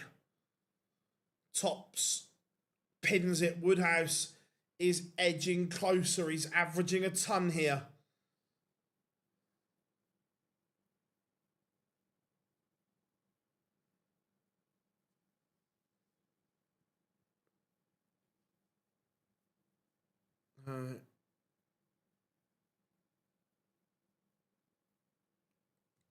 Pass Rob. I'm not clued up on all that. Not down with the kids.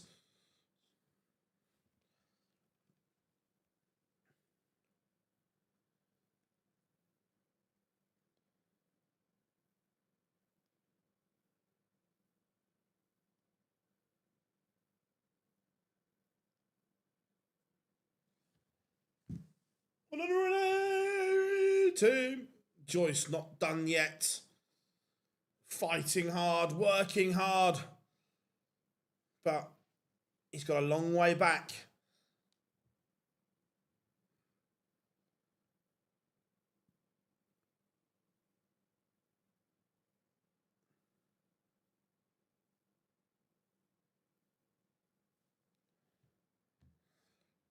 Gonna get my head down for a bit. No worries, Matthew, no worries. Hope to see you on Tuesday, my friend. Remember, everyone, if you haven't yet, drop us a like and subscribe. We massively appreciate all the support.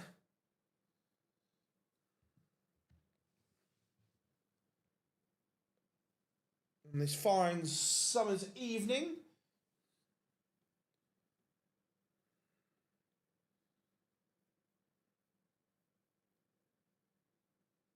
Woodhouse. I just want to leave this tidy in case Joyce misses.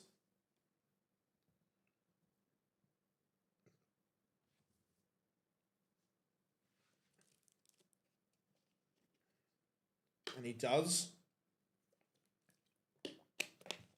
But the 149 isn't that good. It should have been better.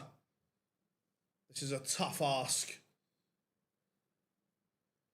Doesn't gonna go. Matt with a John Cena, quite nice.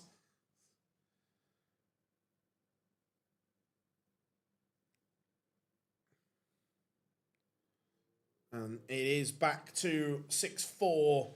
Ryan Joyce does hold.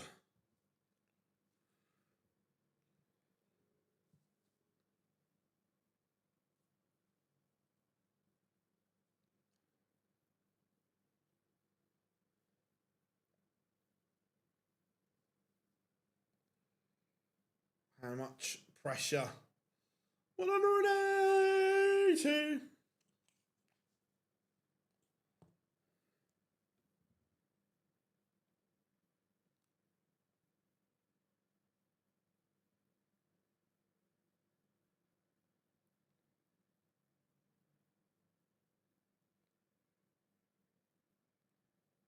The door is open here for Joyce to get back in here.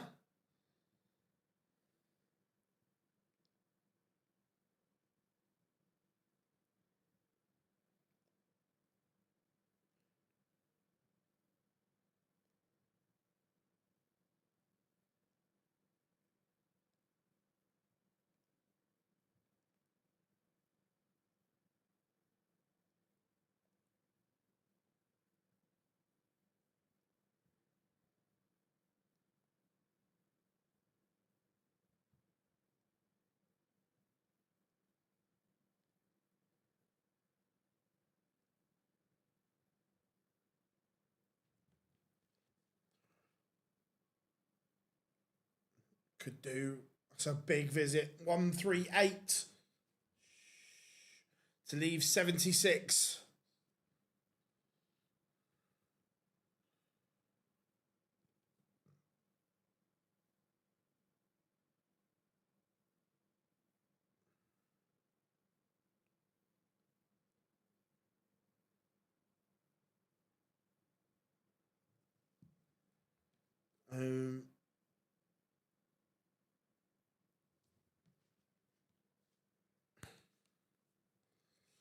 It's a big, big finish.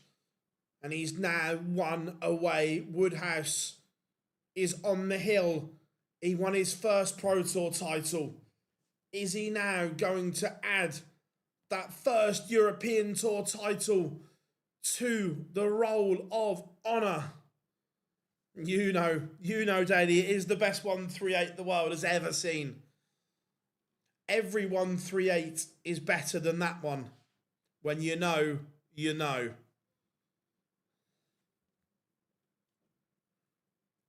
Tell me I'm wrong.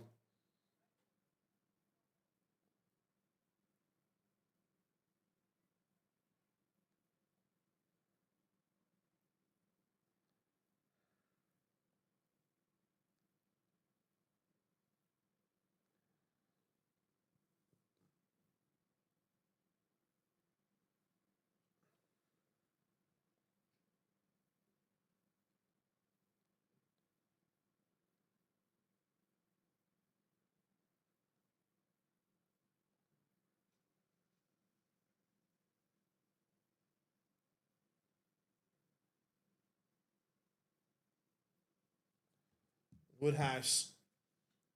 Ryan Joyce. Ryan Joyce. The fact you've hit a 140 to leave that. Get out. Get out. No,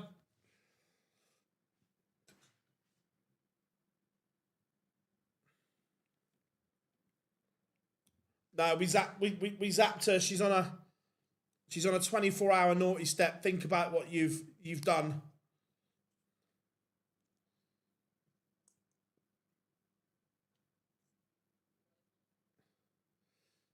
No, 160 to win it in style.